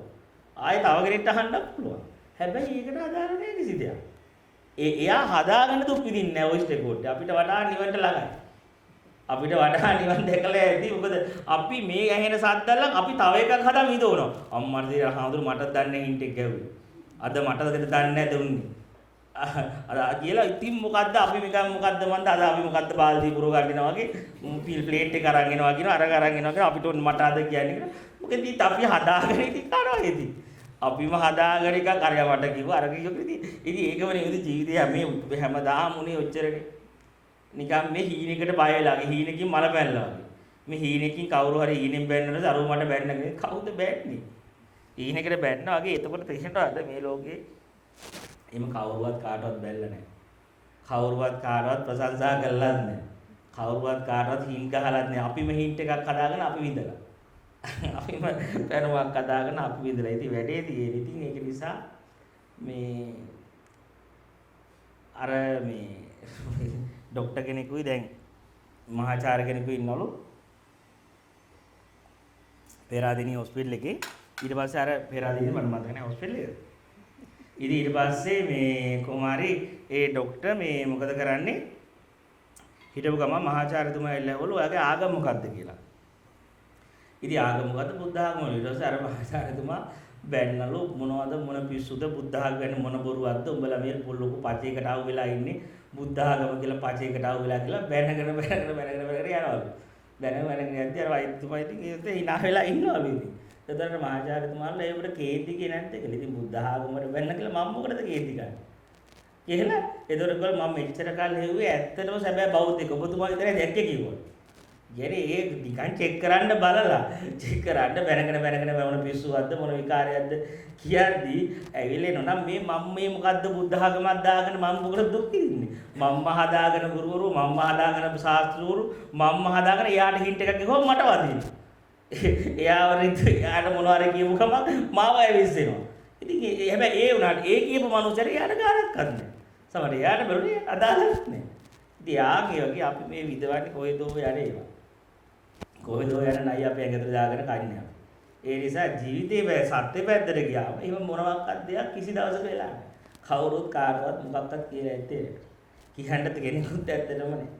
නිකන් හදාගෙන විදවිල්ලක් තියෙන එකයි මං කියන්නේ ජීවිතේ කියන එක අපිට තේරෙද්දි තේරෙනවා මෙන්න මෙහෙම එකක් මෙතන සිද්ධ වෙන්නේ. අපිම මේ භාෂාවක් හදාගෙන ඒකෙන් අපිම දැන් කුණුවarp කියලා දෙයක්ත් හදාගෙන හොඳ වචන කියලා දෙයක්ත් හදාගෙන සભ્યයක් හදාගෙන අසભ્યයක් හදාගෙන හොඳයි නරකයි හදාගෙන හින්ට් කියලා දේවලුත් හදාගෙන ඉදවනවා. හැබැයි එහෙම දේවල් සද්දවල නැහැ. අර පුරාණ කර්මෙන් ඇති නාම රූපේ. මේ වොයිස් ඩෙකෝරේටර් වගේ සද්දවල මොනවද නැහැ. හැබැයි අර අපි හදාගත්ත එකට අනුව අපි කීරි ගහනවා. ඒක අපි බෙදනවානේ මේ හොඳ වචන නරක වචන මට ඇහෙන්න ඕනේ මේවා කියලා. ඒකින්ද ඉතින් අපි ඕක ටික තේරුම් ගන්නවා. තේරුම් ගන්න දැන් ඔය මට්ටම අපි දැක්කේ නැත්නම් ඕක තේරුම් ගත්තේ නැත්නම් ඔන්න අපිට අප්‍රිය වචන වල දුක එනවා. අප්‍රිය සංපයෝග දුක එනවා. අප්‍රිය වචන ඇහුනහම අප්‍රිය දේවල් අම්මා මැරුණා කියලා ඇවිච්ච ගමන් දුකයි. තාත්තා මැරුණා කියලා ඒ වචනේ ඇහෙද්දිම දුක එනවා. එයි අපි අටක් ගාලා අම්මා මැරුණා කියලා වචනේ ඇහෙද්දි මේකෙන් හදාගෙන මෙයා මට නැති වෙලා කියලා දුකක් හදාගෙන විඳිනවා ඉතින්. අම්මා මැරුණා කියලා හිතාගෙන විඳවනවා. ඒ සද්දේ ඇහුනේ ඒ සද්දේ තුල මැරිච්ච අම්මා කෙනෙක් නෑ. ඒ සද්දේ ඇහිච්ච ගමන් මැරිච්ච අම්මා කෙනෙක් හදාගෙන ඉඳින්නේ. ඔයාට අන්න අරයා මෙහෙම කියලා දිනවා කියලා හැදුනම අපි අම්මට ඉතින් අරුමට මෙහෙම කියලා දිනවද කියලා හිතාගෙන විදවනවා ඉතින්. ඒක එක්කිනාගෙන් අහලා අරයාට මෙහෙම කියලා දිනවා යාට කියලා හිතාගෙන විදවන්න පුළුවන්. ඊට පස්සේ ඉන්දියාන්නේ නැහැ, රැයට ඉන්දියාන්නේ නැහැ ඔක්කොම නෑ. ඉතින් ඔක්කොම අහපු බණත් අමතකයි. ඉගෙන ගන්න දර්ශනත් අමතකයි. ඉගෙන ගන්න බණත් අමතකයි, දර්ශනත් අමතකයි, නිින්ද යන්නේ එළි වෙනකන් ඇඳේ පෙරෙනවා. මට සිරි මෙහෙම කිව්වා නේද මට කියලා. මං ගැන අරු මෙහෙම කියලා දිනනවා නේද කියලා. ඉතින් අර කොයෝ නැති එකකට, කොයවත් නැති එකකට නැති එකක් අල්ලගෙන ඉගෙන ගන්න නිින්ද යන්නේ. ඉතින් මං ආන්නේ ඉතින් එතකොට අපි ආලා දින දර්ශන මොකද්ද? අපි මේ අවුරුදු ගානක් අහන දර්ශනේ මොකද්ද? අර පැත්තේ වචනයක් ඇහිච්ච මේ එළි වෙනකන් රැට නිින්ද යන්නේ. රැට ඕක ප්‍රපංච කරනවා. ඒක අපිට තේරෙන්නේ නැහැ. හැබැයි මගේ බෞද්ධික අදහස මේ පාත් එකේ යද්දි ඕවමයි වෙන්න ඕනේ. කෙලවිරිමයි වෙන්න ඕනේ. ඕවමයි වෙන්න ඕනේ. වෙන්න සතිය හොඳට අහු වෙනවා. මට අසතියත් හොඳට අහු වෙන්න ගන්නවා. මම කොච්චර සතිය පිටුවට මට අමතක වෙලා අම්මට ඉතින් අර වචන ඇත්ත වෙලා මම වෙවුලනවාද? මම ගැහෙනවද? මට වදිනවද? ඉතින් කෝ අර ගුරුවරුන් ගහව බහන කොයි දර්ශන? ඒ මගේ අසතියත් හොඳට අහු වෙන නම් මට ඉතින් ඒ තව අපිට එන්න ඕන වෙයි කෙලවෙන වැඩ ටික. ඒ එතනදී මේක හොඳට අපිට පේනවා මම මේක ඇහුවට මෙහෙම වාඩි වෙලා ඉඳි තේරුණා කියලා හිතුවට ප්‍රැක්ටිකල් සිද්ධියක් ඇස්සෙදී පායගයක් ඇස්සේ මම ටික කාලෙ ඉස්සෙල්ලා යනවා නිකන් ඒක අමතකයි මේ අහපු ඒවා කියුවා මේක මායාවක් කියලා මෙච්චර කිව්වා ආයෙ ඇත්ත වෙනවා මට ටික වහන්න මෙහෙම කිව්වද අරයට මෙහෙම කිව්වද මට මෙහෙම කියලා තියෙනවද කියලා ඊට පස්සේ ඒක කියලා තියෙනවා ඉතින් ඒක නිසා ඉතින් කොහොම හරි දැන් ඔන්න ඔය වගේ දැන් ඒ වගේ ටක් ගාලා මම කියන්නේ ඒ රූපයකට උනා සද්දයකට උනත් ඔය දර්ශනේ දාගන්න. දැන් මේ ඇහෙන දර්ශනයක් තියෙන එක නිකන් අහලා කියලා වැඩක් නැහැ. ඒක ඇප්ලයි කරන්න ඕනේ හැම සිද්ධියකටම ජීවිතේ. ජීවිතේ ඇප්ලයි කරලා ඒ සිද්ධි වෙන තැන එතන ඒක දකින්න. මේක මොකද්ද මේ නිමිත්තක් කොසලදී ඒක ඉතින් අනිත් ඕන එකට දාන්න දැන් ඔය සද්දයකට ගන්න පුළුවන්. ඒතර දෙන සද්දය හරහා දුක් විඳින්නේ මේ අවිද්‍යාසගත නිමිත්තක් ඔසෝලා ඒ නිමිත්ත ඇත්ත කරගන්න. නිමිත්ත ඇත්ත කරගෙන ඊට පස්සේ ඒක හින්දා කුණුවarpයි ඔක්කොම ටික හදාගෙන වේදනාව විඳින්නත් තියෙනවා. ඉතින් ඒ වගේම ඒක නාසයටත් දාලා බලන්න. නාසයට ගඳ සුවඳ දැනෙද්දී ඒ ගඳ සුවඳ දැනෙනවා කියලා කියන්නේ ඒ ගඳ සුවඳ දැනෙලා යනවා කියලා කියන්නේ නාම රූපයක් ගෙවෙනවා කියන්නේ. ඒ ගඳ සුවඳ දැනීමක් තියෙනවා. ඒ ගඳ සුවඳ දැනීමට ඊට පස්සේ මොකද කරන්නේ? මනෝ විඥාණයෙන් මොන අරලිය මල් ඔන්න බල්ලා කියලා නිමිත්තක් ඔසවනවා. බල්ලෙක් හරි අරලිය මල් රෝස මල් සුවඳ හරි කියලා නිමිත්තක් අරගෙන නිමිත්තට ගැට ගහනවා අර ගැට ගහලා අර ගඳ සුවඳට ඊට පස්සේ අපි හිතනවා ඕ බලු ගඳ මට දිරවන්න බෑ. ඕනේ ගඳක් දිරවන්න පුළුවන් මේ සිගරට් ගඳ මට ඉන්න බෑ. කියලා දැන් ගඳට සිගරට් එකක් දාගන්න. ඒක මට ඇලර්ජික් කියයි මට අමාරුයි කියයි සිගරට් බොන දැනක මට ඉන්න බෑ කියයි. දැන් එයාට ගඳට නිමිති දිනනවා. දැන් ගඳට නිමිති තිබ්බට පස්සේ දැන් එයාට තියෙන දැන් ගඳට සිගරට් තියෙනවා බල්ලෝ ඉන්නවා රෝස මල් තියෙනවා. ඉතින් එතකොට යාට තේරෙන්නේ යා මේ හිතන්නේ වෛර කරන්නේ මේ එළියේ දින බල්ලට හෝ මලට හෝ නෙවෙයි කියලා. බල්ලා කියලා ගත්ත නිමිත්තටමත් එක්ක එන වෛරය කියලා තේරෙන්නේ නැතුව එයාට ඉතින් අරකට මං ඉතින් කිං කරනවා කියලා. ඒ වුණාට එතකොට අපි මේ කතාව දෙව වැඩේ තියෙන්නේ ඒකේ තියෙන ප්‍රශ්නේ තමයි දැන් මම හිතුව මම රෝස මල කියලා ඒන සුවඳට රෝස මලක් නැහැනේ. ඒ නිමිත්තෙන්නේ විඥානේ ඔසවල ඒකටනේ හිතන්නේ. ඒ නිමිත්ත ඇත්ත කරලා ගත්තාට පස්සේ මම තණ්හා කළාම නිමිත්තට තේරුම් ගන්න. ඒතර නිමිත්තට තණ්හා කළා මට ආයෙ රෝස මල් සුවඳ ගන්න නම් මට මොකද ඕනේ? ආයෙ ඇහැ කන නාසය දිව ශරීරයක් ඕනේ. ඇහැ කන නාසය දිව ශරීරයක් ආයෙ හදාගත්තා කියන්නේ ආයෙ ජරා දුක, ආයෙ මරණ දුක. ආයෙ විඳින්න තියෙන මේ ලෙඩ වෙන එකයි මැරෙන එකනේ. ඉතින් හිතලා බලන්න අපි තණ්හා කරලන්නේ අන්තිමට නිකන් හිතන්න මම කෙල්ලෙක්ට හරි කොල්ලෙක්ට හරි ලව් මම මේ ගෑණිව හරි පිරිමි හරි කසාද බඳින්න ඕනේ කියලා කියනවා. කසාද බඳින්න ඕනේ කියලා ලව් කියලා අන්තිමට බඳින්නේ මොකද්ද? රූපේනේ. රූපේ කියලා තියෙන්නේ මොකද්ද? ආයි ජරාවක්නේ බඳින්නේ මරණයක්නේ. ඉතින් මරණයක් බැලඳගෙන මම කසාද බැඳ කියලා බැඳලා දෙන්නේ ජරාවක්. මරණයක්. ලෙඩක් කසාද බැඳලා නිකන් ඉන්න පොර වගේ ඉඳන් ඉන්නවා. අපර දින කසාද බැඳලා බැලින්න ලෙඩක් කරේ ගහගෙන. මරණයක් කරේ ගහගෙන.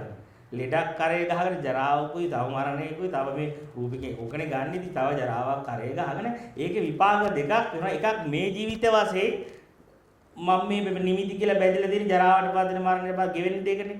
ඒකේ දුක විඳින්නත් වෙනවා. අනිත් පැත්තට ඊට පස්සේ මම ඔය ගැහණියට ආය ආස කළොත් නිමිත්තට ඔය නිමිත්ත ගන්නම් ආයතන හයක් උපදවන්න වෙනවා. ආයෙත් මට මේ පරිප්පුවම කන්න ආයෙ බෙහෙත් දීදී කෑම කකෝ බෙහෙත් දීදී අර කකුල් රිදෙනවා ගැලි මේවා කරන්න ඕනේ අරවට හන්දිපත් තෙල් ගගා ආයෙත් පරිප්පුවන්නේ ගන්න තියෙන්නේ. ඉතින් හිතලා බලන්න නිකන් හරි චේතන නිමිත්තක් එද්දි යකොට මම මේ ප්‍රේම කරන්නේ දෙපැත්තෙන් දෙපැත්තෙන් ඇවිලින කොටුවකට. මේ ජීවිතේ දුක් විඳින්න තියෙනවා. ඒක අයිති කරගත්තට ඊළඟ ජීවිතෙත් ආයෙත් ගන්න තියෙන දුකම. දෙපැත්තෙම විඳවන්න. දෙපැත්තෙම ජරා මරණය හම්බ වෙනවා. නෑ නිකන් හිතලා බලන්න මම නිමිති වලට දැත්තර නිමිති කියලා තණ්හා කරලා තියෙන්නේ. ඉතින් තණ්හා කරාම ආයෝවා විඳින්න නම් ආයෙ මේ ආයතන හය හදන්න වෙනවා. ඉතින් ආයතන හය හදනවා ආයෙත් මේ කට්ටම තමයි. ඒ වේදනාව තමයි. ඉතින් එතකොට ඕක තේරුණාම මනුස්සයෙක් තේරෙනවා. යකට මම මේ තණ්හා කරලා තියෙන මාර දුකකටනේ කියලා. මාර පීඩාවක් නේ කියලා. ඉතින් ඒ වගේ දැන් ඉතින් ඔය වගේ ඉතින් ඔය නාසය ඊට පස්සේ රසයත් බලන්න. රසය වුණත් අපිට රසයක් දැනනකොට ඒ රසය කියන දැනීම එතන නැති වෙනවා. ඒ රසයට ඉතින් වෙනම නැහැනේ කේක්ද චොකලට්ද කියලා අපි අර නිමිත්තක් ගන්නවා චිත්‍ර සටහනක් හදාගෙන ඊට පස්සේ මට අහපව් ඒව හොයාගෙන යන්න ඕනේ. අනික ඒක හරි දුකක්. දැන් මම දැකලා ඒකට මම නිමිත්තක් හදාගෙන ඒක ලස්සනයි හොඳයි කියලා හැදුනම ඊට පස්සේ මගේ හිතගෙන ආයෙ ඵලයන් ආයෙ ගිහිල්ලා ඒ ඩ්‍රග්ස් පාවිච්චි කරපන් ආයෙ ගිහිල්ලා කේක් කාපන් ආයෙ ගිහිල්ලා අර සෙක්ස් කරපන් කියලා ආයෙ මේක දුවනවා. ඒක හරි වෙහෙසක්. ඒ මොකද ඒකටයි නිමිත්තක් තියෙනවනේ සටහන. මට ආයෙ මේ ආතල්ලික මේ ෆන් එක ගන්න පුළුවන් මේකේ කියලා අර රසයට නිමිත්තක් ගත්තාට පස්සේ ඊට පස්සේ නිමිත්ත වෙනුවෙන් අපි දහ දුක් විඳගෙන දුවන්න ඕන. කටු කන්න ඕන වෙහෙස වෙන්න ඕන. ඉතින් ඒකේ දුකක් දකින්න මේ නිමිත්තකට මේ ඇත්තටම අපි ඒ රසය ඉතින් එච්චරයි. ඒ අනිකේ රසය එන්නේ අපිට කේක් කෑල්ලෙන් කියන්න බෑ. එහෙනම් ඒ රසය එන්නේ කෙලත් එක්ක මිශ්‍ර කෙලත් එක්ක සිත් වෙලා වමන කරහක් එන්නේ ඇත්තට බැලුවා. නිකන් කේක් කෑල්ල එහෙම ගිලලා බඩට දැම්මම එන්නේ නෑනේ. ඒක අපි හපලා කෙලත් එක්ක මිශ්‍ර වෙලා නිකන් වමනයක් කරනවනේ ඒක. ඉතින් ඒ නිසා බලන්න නිකන් ඔහොම කාරලා ආයෙ දාලා ආයෙ ගිලින්න පොඩක් හපලා වමනේ වගේ ගිලලා ආයෙ කන්න. අන්න එතකොට නම් හරි. එතකොට නම් ඇත්තට මේ ඒ රසයෙන් එක කෑවා වගේ හරියට. ඒ රසයෙන් එකම කෑවා වගේ අපි හරියටම ඒක වමනේ කරලා කෑවොත් එහෙම. ඉතින් ඒ වගේ හොඳට තේරෙනවා මේක මේ කේක් කෑල්ල කරහක් නෙමෙයි ඉන්නේ චොකලට් එකනේ වමනේ කරහක් එන්නේ. වමනේ කළා ඔක්කොමයි හපලා කෙලත් එක මේව කරලා ඔක්කොම එක වෙච්ච රසයක් දැනගන්න. අපි හිත කියන අම්මෝ මේක මේ ලස්සන හැඩේ තියෙන කේක් කෑල්ලේ රහ එන්නේ. බලන්න ඒක ලස්සන හැඩේ කියලා. මේ හැඩේ කිනවගේ පෙන්නන්නේ නිකන්. ඒකනේ අපි ලස්සන පැකින් දාලා අර චයිනීස් බඩු බලන්න. ජපාන් චයිනීස් බඩු මේ පෙට්ටිය වටලා තියෙන තොපියට වඩා ඇදලා තියෙනවා. චොකලට් එකට වඩා ඒක හදලා තියෙන අර පෙට්ටිය ලස්සන. චීන බඩු වල පෙට්ටියට විදක් කරනවා ඇතුලේ තියෙන මේ ඔය අග්ගලයකට වඩා. ඒක රිබන් දාලා අරව දාලා මෙව දාලා ඒක දාලා දානවා. ඉතින් එතකොට අපි ඉතින් ඒකේ තියෙන මොකක් හරි එකක් ගිලිනවා අපි. මහාර එක ලස්සන එකක් නෑ. ඉතින් ඔක්කොම එක තමයි ඉහතිවට. මොනවා කෑවත් අපලා වමනයක් තමයි ගිලින්නේ. වමනේ කරා තමයි එන්නේ. ඒක අපේ හිත පෙන්නන්නේ වමනේ කරා නෙවෙයි දකින්නේ කියලා. ඒ වගේ අර හැම වෙලෙම අපිට මේ අපි අර සටහනක් හදාගෙන සටහනත් එක්ක බැඳිලා. සටහනත් එක්ක අපි තමයි සටහනේ තියෙන එක තමයි මේ ගිලින්නේ කියලා. අර හිතේ තියෙන නිමිත්ත ගිලිනවා වගේ. නිමිත්ත ලස්සනයිනේ. ලස්සන කවර එක තියෙනවා, ලස්සන හැඩයක් තියෙනවා. ඒක ගිලිනවා කියලා අර නිමිත්තෙන් වෙන කතාවක් හදනවා. වෙන්නේ වෙන රහ. වෙන්නේ වමනේ කරහක් හිතන්නේ අර ලස්සන කේක් එකේ අයිසිං එකේ රහ යනවා. ඉතින් ඒ වගේ යථාර්ථයයි අරකයි දෙක. ඉතින් එතකොට ඔන්න ඔය වගේ ඉතින් ඒක හොඳට බේරුම් ගන්න. ඒ නිසා ඇත්තට මේ දැනෙන රසයට නිමිති නෑ. ඒ නිමිත්ත කියන එක දැනෙන රසයට අයිති නෑ. ඒ දැනීම ඒ වෙලාවේ දැනෙනවා. ඒක ඒ වෙලාවට විතරයි. ආයෙක දකින්න බෑ. ආයෙ රහ ගන්න බෑ. ඒ මොකද ඒ රහට හැඩයක් නෑ. දෙයක් නෙවෙයි ඒක. ඉතින් ඒ වගේ ඉතින් ඔය වගේ පහසටත් බලන්න ඉතින්. පහස කියන්නේ එහෙම මේ දැනෙන පහසට ඇත්තට මෙහෙම ගෑනු පිරිමි කියලා අපි හිතන අහවල් ගෑනු කෙනාගේ ස්පර්ශය. පිරිමි කෙනා කියලා නිමිත්තක් ඔසවලා නිමිත්තටයි තණ්හා කරන්නේ. නේද? මේ අතට කවදාකවත් අපිට ගෑනු කෙනෙක් අහුවෙලා නැහැ. පිරිමි කෙනෙක් අහුවෙලා නැහැ. කොට්ටයක් ළමෙක් අත ගාලා නැහැ.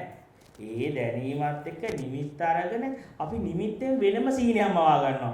අර කෙල්ලගේ අත අල්ලන් හිටියා, අර කොල්ලගේ අත අල්ලගත්තා. මෙයා වැල්ලුවා කියලා. ඉතින් ඒක මනෝ විකාරය. ඒක මේ දැන් ස්පර්ශ අයිති අල්ලලා තමයි අපි මේ කතාව හදාගන්නේ. මේ නාම රූපයට තණ්හා ගන්න ওই විදිහට. අර ගන්න නිමිත්තට කියලා දැන් මම මේ හැම එකක්ම මම හොඳට තේරුම් ගන්නවා. එතකොට මට තේරෙනවා එතකොට කවදාකවත් එහෙනම් ඔය කියන ගැහැණු ළමයිගේ ශරීරයක් තිබිලා නැහැ, පිරිමියෙකුගේ ශරීරයක් තිබිලා නැහැ අල්ලන්න. කවදාකවත් ඉන්නේ නැහැ. අපි සිහිනකින් අල්ලලා ඉන්නේ. ඉතින් ඒ වගේම තමයි අර අනිත් කැලලත් ඒ කියන්නේ මනසයි මනෝවිඤ්ඤාණයයි කියන්නේ විඤ්ඤාණය කියන්නේ විඥාන ලක්ෂණේ දැනගන්න ගතිය. මනස කියන්නේ අරමුණු මවන ගතිය. මනසේ තියෙනවා අරමුණු මවන ගතිය. අතීතයේ මෙහෙම මම අරක දැක්කා. ඊයේ මේක තිබ්බා කියලා මේ අහවල් ගෑනු කෙනා කියලා අර මනෝවිඤ්ඤාණය කියලා මනස කියලා කියන්නේ ඒකට මවන ලක්ෂණයක් තියෙනවා. ඒ මවන එකම තමයි හිත මවන එක තමයි හිත දැනගන්නේ. හිතම මවපු අරමුණ හිතින් විසින්ම දැනගන්නවා. ඒ වුණාට ඒකේ අවිද්‍යාව එතෙන්ට එකතු වෙලා කියනවා මේක ඇත්ත. මේ හිතන එක තියෙන්න. මේක පවතින්න. කියලා අර හිතන අරමුණ මනස නිමිත්තක් දැනීම මාත්‍රයක් කියන්නේ නැතුව ඒ දැනීම මාත්‍රය යථාර්ථයක් කරේ. ඒ හිතෙන එක ඇත්තක් දෙයක් කරලා ගණව ගත්තාම අන්න එතකොට අපි මොකද කරන්නේ? අන්න එතකොට මනසට අහු වෙන්න පටන් ගන්නවා. එතකොට හරි දැන් ඔන්න ඔය ටික අපි දැන් තේරුම් ගත්තට පස්සේ දැන් ඔය ටිකනේ දැන් මේ මම හිතන්නේ ගිය සතියේ ගත්ත ඔය ටික එක විදිහට කතා කරා. හරි. දැන් ඔන්න ඔය විදිහට අපි දැන් ඉස්සෙල්ලා දෙනවා මෙන්න මෙහෙම සටහනක් තියෙනවා. සටහනත් එක්ක ඊට පස්සේ අපි මේ සටහනයක පෙර නොතිබී හේතු නිසා හටගෙන එතනම ඉතුරු නැතිලා යනවා. ඊට පස්සේ ඒක අපිට ඉතුරුනේ ඒ දර්ශනය දකින්න නැත්තේ අපි හිතෙන් මේ නිමිති කරලා තියෙනවා. මේ පේන දෙයට ස්ථිර තුන් කාලයකම පවතින අම්මා කෙරේ වස්තුවක් පුද්ගලයේ මවලා එක්ක මේ ලැප්ටොප් එක මේ මයික් එක වස්තුවක් එහෙම නැත්නම් මේ අම්මා තාත්තා ගෙදර කියන එක නිමිති අරගෙන ඒකේ සටහනක් අරගෙන ඒක ඇත්තටම පවතිනවා කියලා බැඳලා ඉන්නවානේ. ඊට පස්සේ මේක කඩන්න යද්දි ලේසිම පොයින්ට් එකක් කියන්නම්. මේක බලන්න ටිකක් ඕන අපිට උපක්‍රමයක් විදිහට පාවිච්චි කරන්න පුළුවන්. ඒ උපක්‍රමය තමයි දැන් අපි මෙහෙම නිමිති ගද්දී ඒ නිමිති වල හැම වෙලෙම මෙන්න මෙහෙම ගන්නෙ. ඒ නිමිති බෙදනවා මනස අරමුණු ගද්දී අපි කියනවා මේක මගේ ලැප්ටොප් එක. මේක මගේ සිවුර. කියලා ඒ මනස නිමිත්ත ගද්දී නිමිත්ත ගැන හිතන විදිය බලන්න මනස නිමිත්ත ගැන හැම වෙලෙම හිතනවා අයිතියත් එක්ක. හැම වෙලේම හිතන්නේ එක්ක මේක මගේ නෙවෙයි. දැන් මේක මම නෙවෙයි. එතකොට මට මගේ ලැප්ටොප් එක නෙවෙයි නම් මේක කන්නට මට ජාති දුක, ජරා දුක, මරණ දුක එන්නේ නැහැ. මේක නැතිවීම දුක එන්නේ නැහැ. මේක වෙනස් වීම දුක එන්නේ නැහැ. එහෙනම් මට ඒක ප්‍රශ්නයක් නෑ. එතකොට එහෙනම් මේක දැන් මට දුක එන්නේ මේ මගේ ලැප්ටොප් එක කැඩෙන නිසා. මගේ ලැප්ටොප් එක විනාශ වෙනවා කියලා මං හිතන නිසා. නේන්නේ.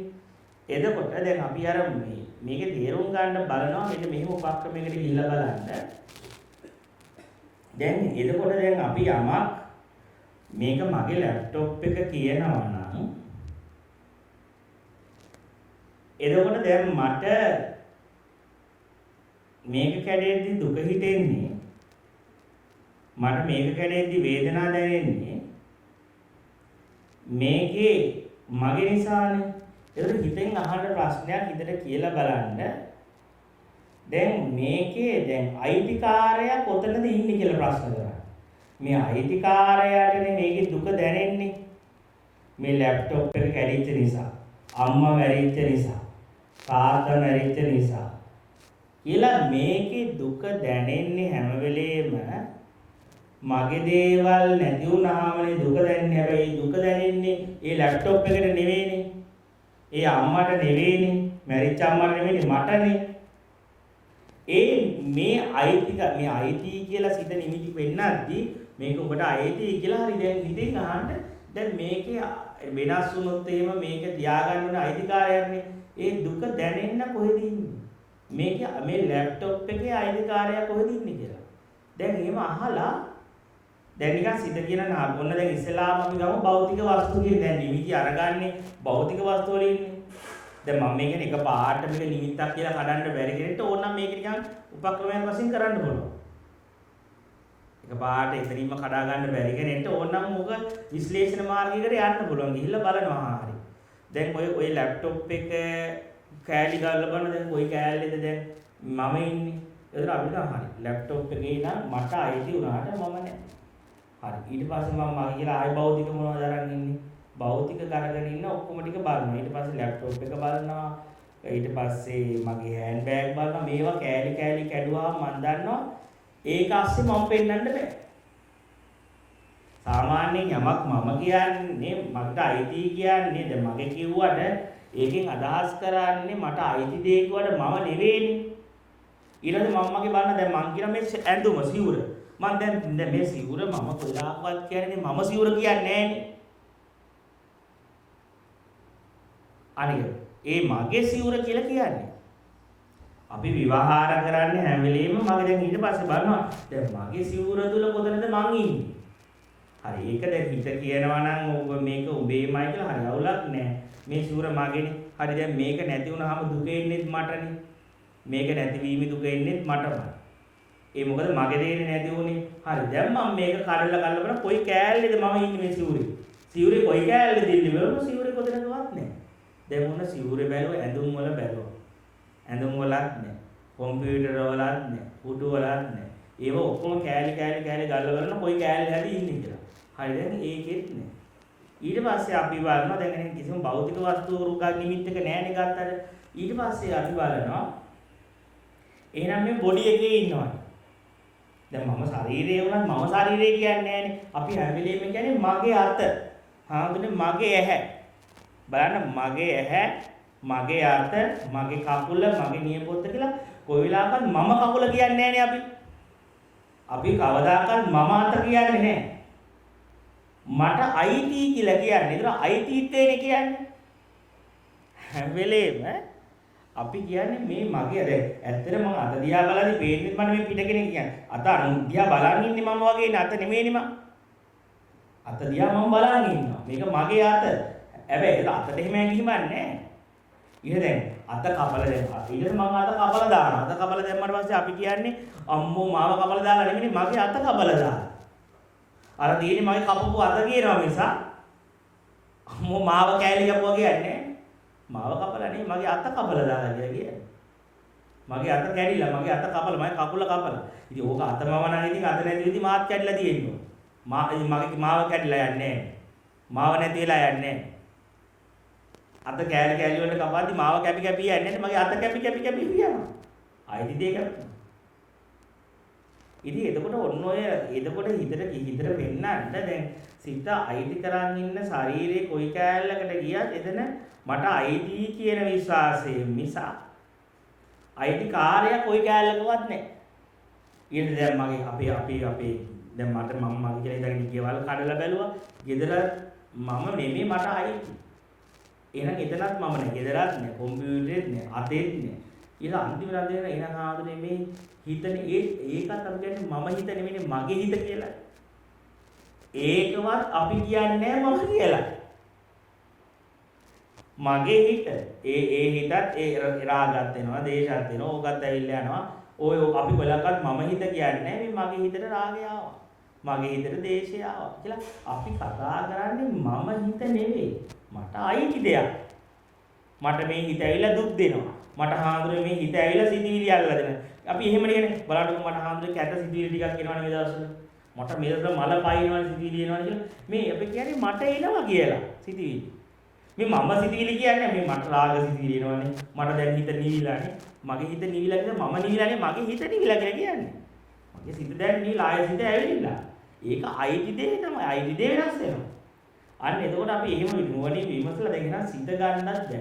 සිත මට අයිති වුණාට මම නෙවෙයි.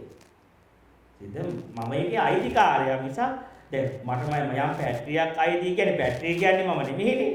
හැබැයි මම ඒකේ අයිතිකාරයා. අයිතිකාරයා දැන් මේ බැටරිය අයිතිකාරයා පෙන්නන්නේ කොහොම බැටරිය පෙන්නුවොත් වැරදිනේ. හොඳට බලන්න බැටරිය අයිතිකාරයා පෙන්නන්නේ කිව්වොත් බැටරිය කවුරුට වැරදි. අපි ආන්නේ බැටරිය අයිතිකාරයා. මේ අතේ අයිතිකාරයා. මේ සිතේ අයිතිකාරයා. මේ සිතේ මේ ශරීරේ මෙහෙම අපි එක කර අල්ලන් ඉන්න අයිති කියන දේවල් ටික ගලවලා බලන්න අයිතිකාරයා කොතනද ඉන්නේ කියලා. අන්නේ වල අපිට උත්තරයක් නෙමෙයි එන්නේ උත්තරයක් සංකල්පයක් එන්නේ අපිට අයිතිකාරයා මේ අතේ අයිතිකාරයා. මේ සිතේ අයිතිකාරයා හොයාගන්න පිළිඩන්න පනවන දැනක් නැති වෙනවා. අයිතිකාරයා නැති තැනක අයිති දේවල් කියන ඉබේම හැලිලා යනවා අදහස. තේරෙනවද පොයින්ට් එක? අයිතිකාරයේ නැතිනම් අයිති දේවල් අය කතා කරන්න වැඩක් නැහැ ඉතින් එහාට. අයිතිකාරයා කියන දෘෂ්ටිය පනවන් ඉන්න එක තමයි ඉන්නකන් තමයි අයිතිකාරයෙක් ඉන්නා වගේ හැඟුනේ මෙතන. අයිති දේවල් ටික අයින් කරලා අයිතිකාරයා ඉන්ක්වයරි කරන්න ගියාම ගැඹුරට අයිතිකාරයා හොයාගෙන ගියාම අයිතිකාරයා පීඩන කරන්නේ නැති වෙනවා. අයිතිකාරයා පීඩන්න නැති දැනක අයිති දේවල් කියන එක අදාළම නැති වෙන ප්‍රශ්න. ඒක අනිත් පැත්තට දැන් අපි දැන් අපි බලන්නේ අයිතිකාරයා නැති කරලා අයිති දේවල් නැති කරන්නනේ. මම කියන අයිති දේවල් ගලවලා බලන්න අයිතිකාරයා කොහෙද කියලා. අයිති දේවල් කියන්නේ අයිතිකාරයාට නෙවෙයිනේ. මේ ෂර්ට් එක මගේ කිව්වට ෂර්ට් එකේ අයිතිකාරයා මම උනාට ෂර්ට් එක මම නෙවෙයිනේ. කියන්නේ මට අයිති. ඒ අයිති දේ අයින් කළා ෂර්ට් එක අයින් කළා මන්නේ ෂර්ට් එකේ අයිතිකාරයා කොතනද ඉන්නේ? හරි සරල ප්‍රශ්නයක් අහන්න තියෙනවා. මේ සිතේ අයිතිකාරයා කොහෙද ඉන්නේ? මේ ෂර්ට් එකේ අයිතිකාරයා කොහෙද ඉන්නේ? මේ දත්තල අයිතිකාරයා කොහෙද ඉන්නේ? මේ ගෙදර අයිතිකාරයා කොතනද? මේ ප්‍රශ්නේ ඔබෙන් අහන්න. අයිතිකාරයා කොතනද ඉන්නේ? ඒ ප්‍රශ්නේ අහපු ගමන් බලන්න මොකද වෙන්නේ කියලා. ඒක හරි ලේසි පොයින්ට් ක්‍රමයක්. ඒකට අග්ගාලා ඕනේ ඒ දුක එන්නේ මොකක් නිසාද? අයිතිකාරයා. අයිති දේවල් නැති නිසා. අයිති දේවල් වල අයිතිකාරයා කොතරද? කියලා අහනවා. ආවම ඒකට පිළිටන්න තැනක් නැහැ. අර දෙපැත්තම සුව වෙලා. නාම රූප දෙකට තණ්හාව කරන්න බැරි වෙනවා. නාම රූප දෙකේ දිට්ඨිය ඉවත් වෙලා යනවා. තණ්හා දිට්ඨි මහානේ ඉවත් වෙලා යනවා. ඒක හරි ලේසි එකක් තමයි මේ ඉන්ක්වයරි කරන්නේ. ඒ ප්‍රශ්න කිරීම ඒ ඇතුළට ගවේෂණය කරලා බලන්න. ඉතින් එතකොට ඉතින් ඒ උපක්‍රමෙත් ඕනනම් පාවිච්චි කරන්න පුළුවන් අපිට. ඒ උපක්‍රමෙත් පාවිච්චි කරන්න පුළුවන්. ඉතින් මම හිතන්නේ අද දැන් ටිකක් පැය එකමාරකට කිට්ටු වෙලා ඉඳ පැය විනාඩි 20 ගානක්. ඉතින් අපිට තව සතිය අරහා ගිහිල්ලා ඔබ දකින්න පුළුවන් ක්‍රම තියෙනවා. ඉතින් මම හිතන්නේ අදට අපි මේ පරයයන් අවසන් කරමු. අපි තව ටිකක් ඉස්සරහට දවසේ සාකච්ඡා කරමු. ඉතින් මම හිතන්නේ අද සාකච්ඡා කරපු කොටස ගැන ප්‍රශ්න අහන්න ගැටලු තියෙනවා නම් අපි අවස්ථාව දෙමු.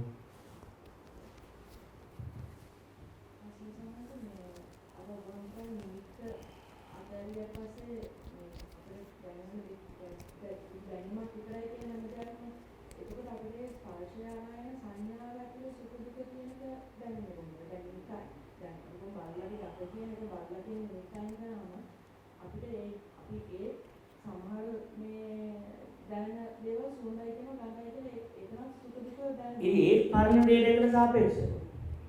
මේ බල්ලා කියන ආරමුණ නැතුණට අපිට ගඳ සුවඳ කියලා අපි ගත්ත ලෙවල් එකක් තියෙනවනේ. ඒ දැන් අපිට ඒක එන්නේ දැන් ඔයාට දැන් මේ හිතන්නකෝ. දැන් ඔයාට මේ පොඩි කාලේ ඉඳලා ඔයාට මේ ප්‍රෝග්‍රෑම් එකක් හැදුවොත් එහෙම. දැන් ඔයාට ඔය අපි හිතමු ඔයාට දැන් පොඩි කාලේ ඉඳලා බල්ලාගේ ගඳ සුවඳ විදිහට ප්‍රෝග්‍රෑම් කරනවා. ඉතින් මේක මාර සුවඳයි. මේ සුවඳයි කියලා ඔයාගේ සිත ප්‍රෝග්‍රෑම් කරාට පස්සේ ඒ ඔයාට ඒ ගඳ එද්දිම ඔයාට දැනෙන සුවඳක් විදියට. දැන් හිතන්නකෝ දැන් තිත්ත රස දෙන්නටම ඔයාගේ යාළුවටයි පොඩි කයින්නම් දෙනවා. කොහොම හරි මොනවා හරි තිත්ත දාලා දෙනවා. එතකොට දැන් එයාට දෙනවා සීනි දාලා ඔයාට දෙනවා සීනි දාලා තේ එයාට දෙනවා කොහොම දාලා දෙයි කරවිල දාලා දෙයි. ඒතර එයා ඒක රස කරන්න ඕන වෙනවා. රස කරන්න උනාට පස්සේ එයාට කරවිල දාලා තේ එකක් දීපු ගමන් අම්මට තේ මාර රසක් වෙනවා. හැබැයි ඔයාට තේ රස දැනෙනවා. තිත්තරාය ඔයාට චික් මොන ජරාවක්ද කියලා දුක එනවා. ඒ මොකද ඔයාව ප්‍රෝග්‍රෑම් කරලා තියෙන්නේ තිත්ත රස නරක විදියට දකින්න උරු කරලා තියෙන්නේ. අර එයාට ඒ රසම හොඳ විදියට දකින්න උරු කරලා. ඒ මනස කියන එක ඒ වගේ මනස උපතින් එන එකක් නෙමෙයි. මනස කියන එක පස්සේ ප්‍රෝග්‍රෑම් කරන එකක්. ඒකෙන් පස්සේ තමයි අපේ මනස ප්‍රෝග්‍රෑම් හදනවා. ඒ කියන්නේ අපි අවුරුදු 18ක් වුණාම කියන ඩෙන්ටිය දෙන්නේ. මේ ලෝකෙට ඕන විදිහට ඔක්කොම හදලා තියෙන හිත. සිත හදලා ප්‍රෝග්‍රෑම් කරලා ඒක ඩෙන්ටියක් ගහලා දෙනවා. හරි දැන් ඔබ මේකට අහු වෙලා ඉන්නේ. දැන් ඔබට තේනවා හරි දැන් ඔබ ඩෙන්ටියක් ගාලා හරි. දැන් ඔබට මේකට අහු වෙලා ඉවරයි. අවුරුදු 18ක් විතර වෙද්දී අර ඒ ඔක්කොම සංඥා පද්ධති වලට අහු වෙලා ඒ ප්‍රෝග්‍රෑම් ආගම කියන රාමු දාලා, ජාතිය කියන රාමුව දාලා, හොඳ නරක දාලා, ගඳ සුවඳ දාලා, ලස්සන කැත දාලා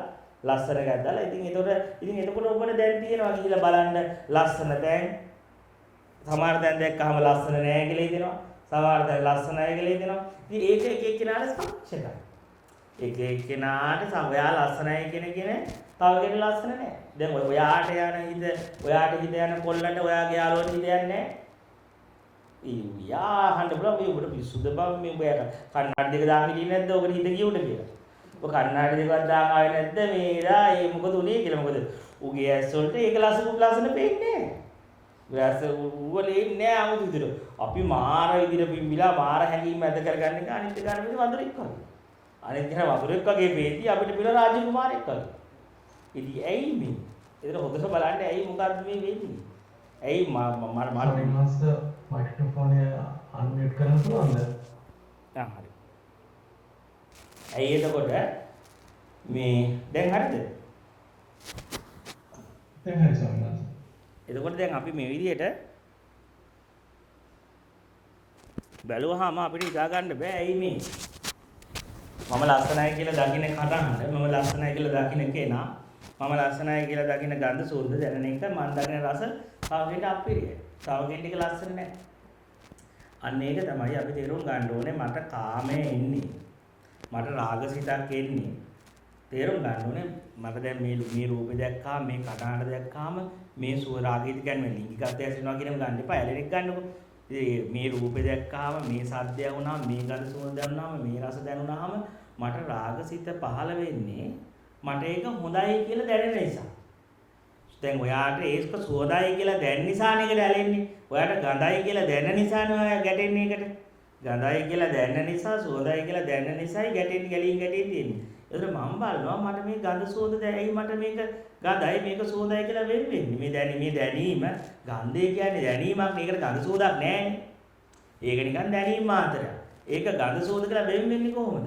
එතකොට මට තේරෙනවා මේ ඇයි මට මේ පෙනීම තුළ ලස්සන ගැටක් නැහැනේ. හඬ තුළ මිහිරි කියලා ගන්න නැහැනේ. ඇයි මේක මිහිරි වෙන්නේ මේක අමිහිරි වෙන්නේ? දැන් බලන්න දැන් අම්මලා තාත්තලාට දැන් කොල්ලෝ අහන රැප් එකක් දුන්නොත් බෙලෙක් එකට ගල් ගහනවා කියලානේ කියන්නේ. බෙලෙක් එකට ගල් ගහන බල්ල පුරුණගේ බබා ගන්නවා කියලා මොනවද කියන්නේ කියලා තේරෙන්නේ නැහැ කියලා කියනවා. හැබැයි ඊරාට එයාලා අහන සමාහට පරණ සින්දුව කොල්ලොට නිින්ද යනවා. ඒක හරි බාගෙන නිදි. ඉතින් බලන්න ඉතින් ප්‍රශ්නයක්. අර ඇහෙන හඬ මේ එක්කෙනෙක්ට බෙලෙක් එකට බල්ලෙක් පුරනවා වගේ අරුණ මාර රසයි මාර නටනවා මාර සුන්දරයි.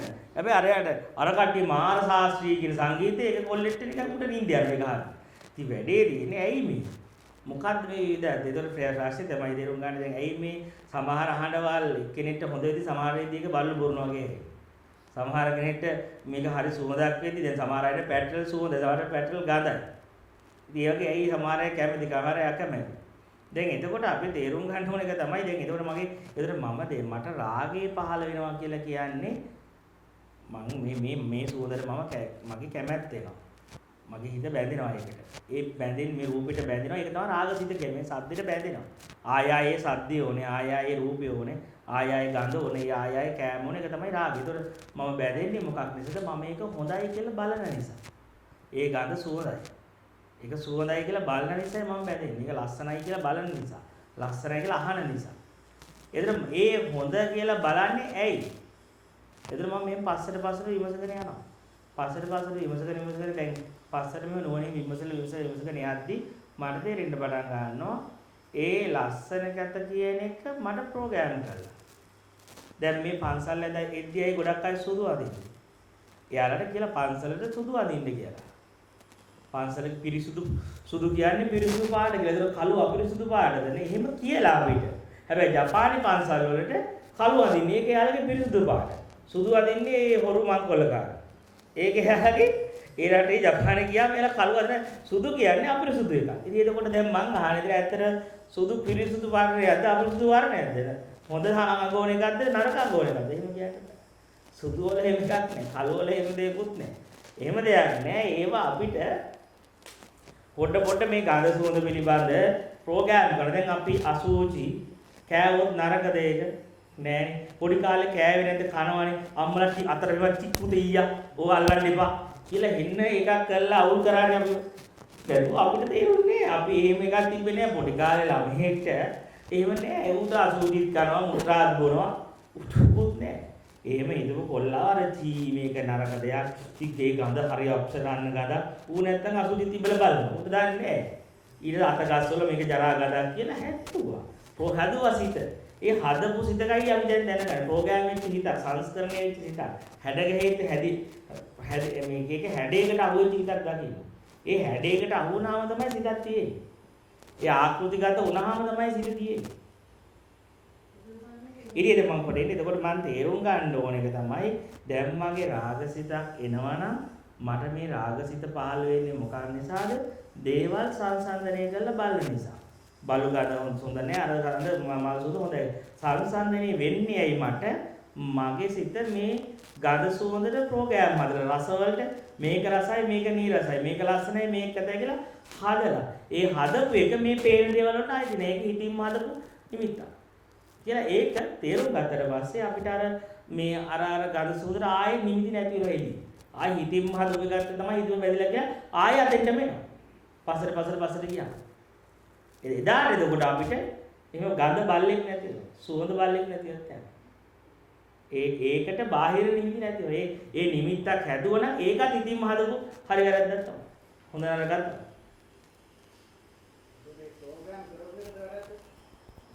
ප්‍රෝග්‍රෑම් කරපු එක වැරද්දක් නෙමෙයි. ප්‍රෝග්‍රෑම් එකක් කියලා දන්නේ නැතුව ඇත්තක් කියලා පිළිගන්න එක. දැන් කොහොමද ප්‍රෝග්‍රෑම් එක නතර කරන්න බෑනේ. දැන් අපිට භාෂාව ඩිලීට් කරන්න බෑනේ. ඒක අපිට ඒක නැති කරන්න, ඒක විනාශ කරන්න, ඒක ඩිලීට් කරන්න අපිට හැකියාවක් නැහැ. ඒක දැන් හැදිලා ඉවරයි. භාෂාව ඉගෙනගෙන ඉවරයි. හැබැයි ඒක අපි භාෂාවක් ඒක සංස්කරණය කරන එකක් මේක මානසික හදව නිමිත්තක් කියලා ඒක දැනගත්තා නම් හරි. දැනගත්තේ නැතුව අපි අර ඒ නිමිත්ත බාහිර සම්බන්ධ කරනවා දෙයක් විදිහට ඒක ඇත්තටම පැවැත්මක් ඇති දේවල් විදිහේ ප්‍රෝග්‍රෑම් එකකින් කියන අදහස් ටික පිළිගන්නවනේ තදට. ඒක තමයි අවිද්‍යාව කියන්නේ. අර ඒක තමයි මම කිව්වේ අර පොඩ්ඩක් පස්සට ගිහලා බලන්න කවුරු මොනවා හරි නැති වෙද්දි ඒ දුක් විඳින්න කවුද කියලා බලාගෙන ගියාම අර මම පිළිට ගන්න බැරි වුණාම අර හදාගන්න දේවල් වලට වටිනාකම නැති වෙනවා.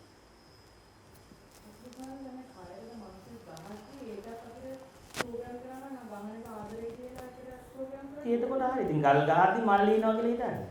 ගල් ගහද්දි මල් කියලා හිතුවාම නේද? කවුරු හරි අර පැත්තේ හැමදැනම චෝදනා කරද්දි එයා මට ආශිර්වාද මට නිවනට ආශිර්වාද වචන කියනවා. කියලා හිතුවාම හරි ඉතින්නේ. ඉතින් ඒක මට හිතෙන්නේ ඉතින් ඒක තමයි හොඳම දේ. කොයිලාවක්වත් ගල් කියන්නේ එපා ඔක්කොටම මල් කියන්නේ. ඉතින් එතකොට මිනිස්සු මල් ගහන්නේ මිනිස්සු බයින හැම එකක්ම ප්‍රෝග්‍රෑම් කරගන්න ඕන නම් මිනිස්සු මට මේ සුභාශීර්ෂණ කරනවා. පින් අනුමෝදන් කරනවා කියලා. ඉතින් එතකොට අම්මුති හරි සතුටුයි. ඒ කියන්නේ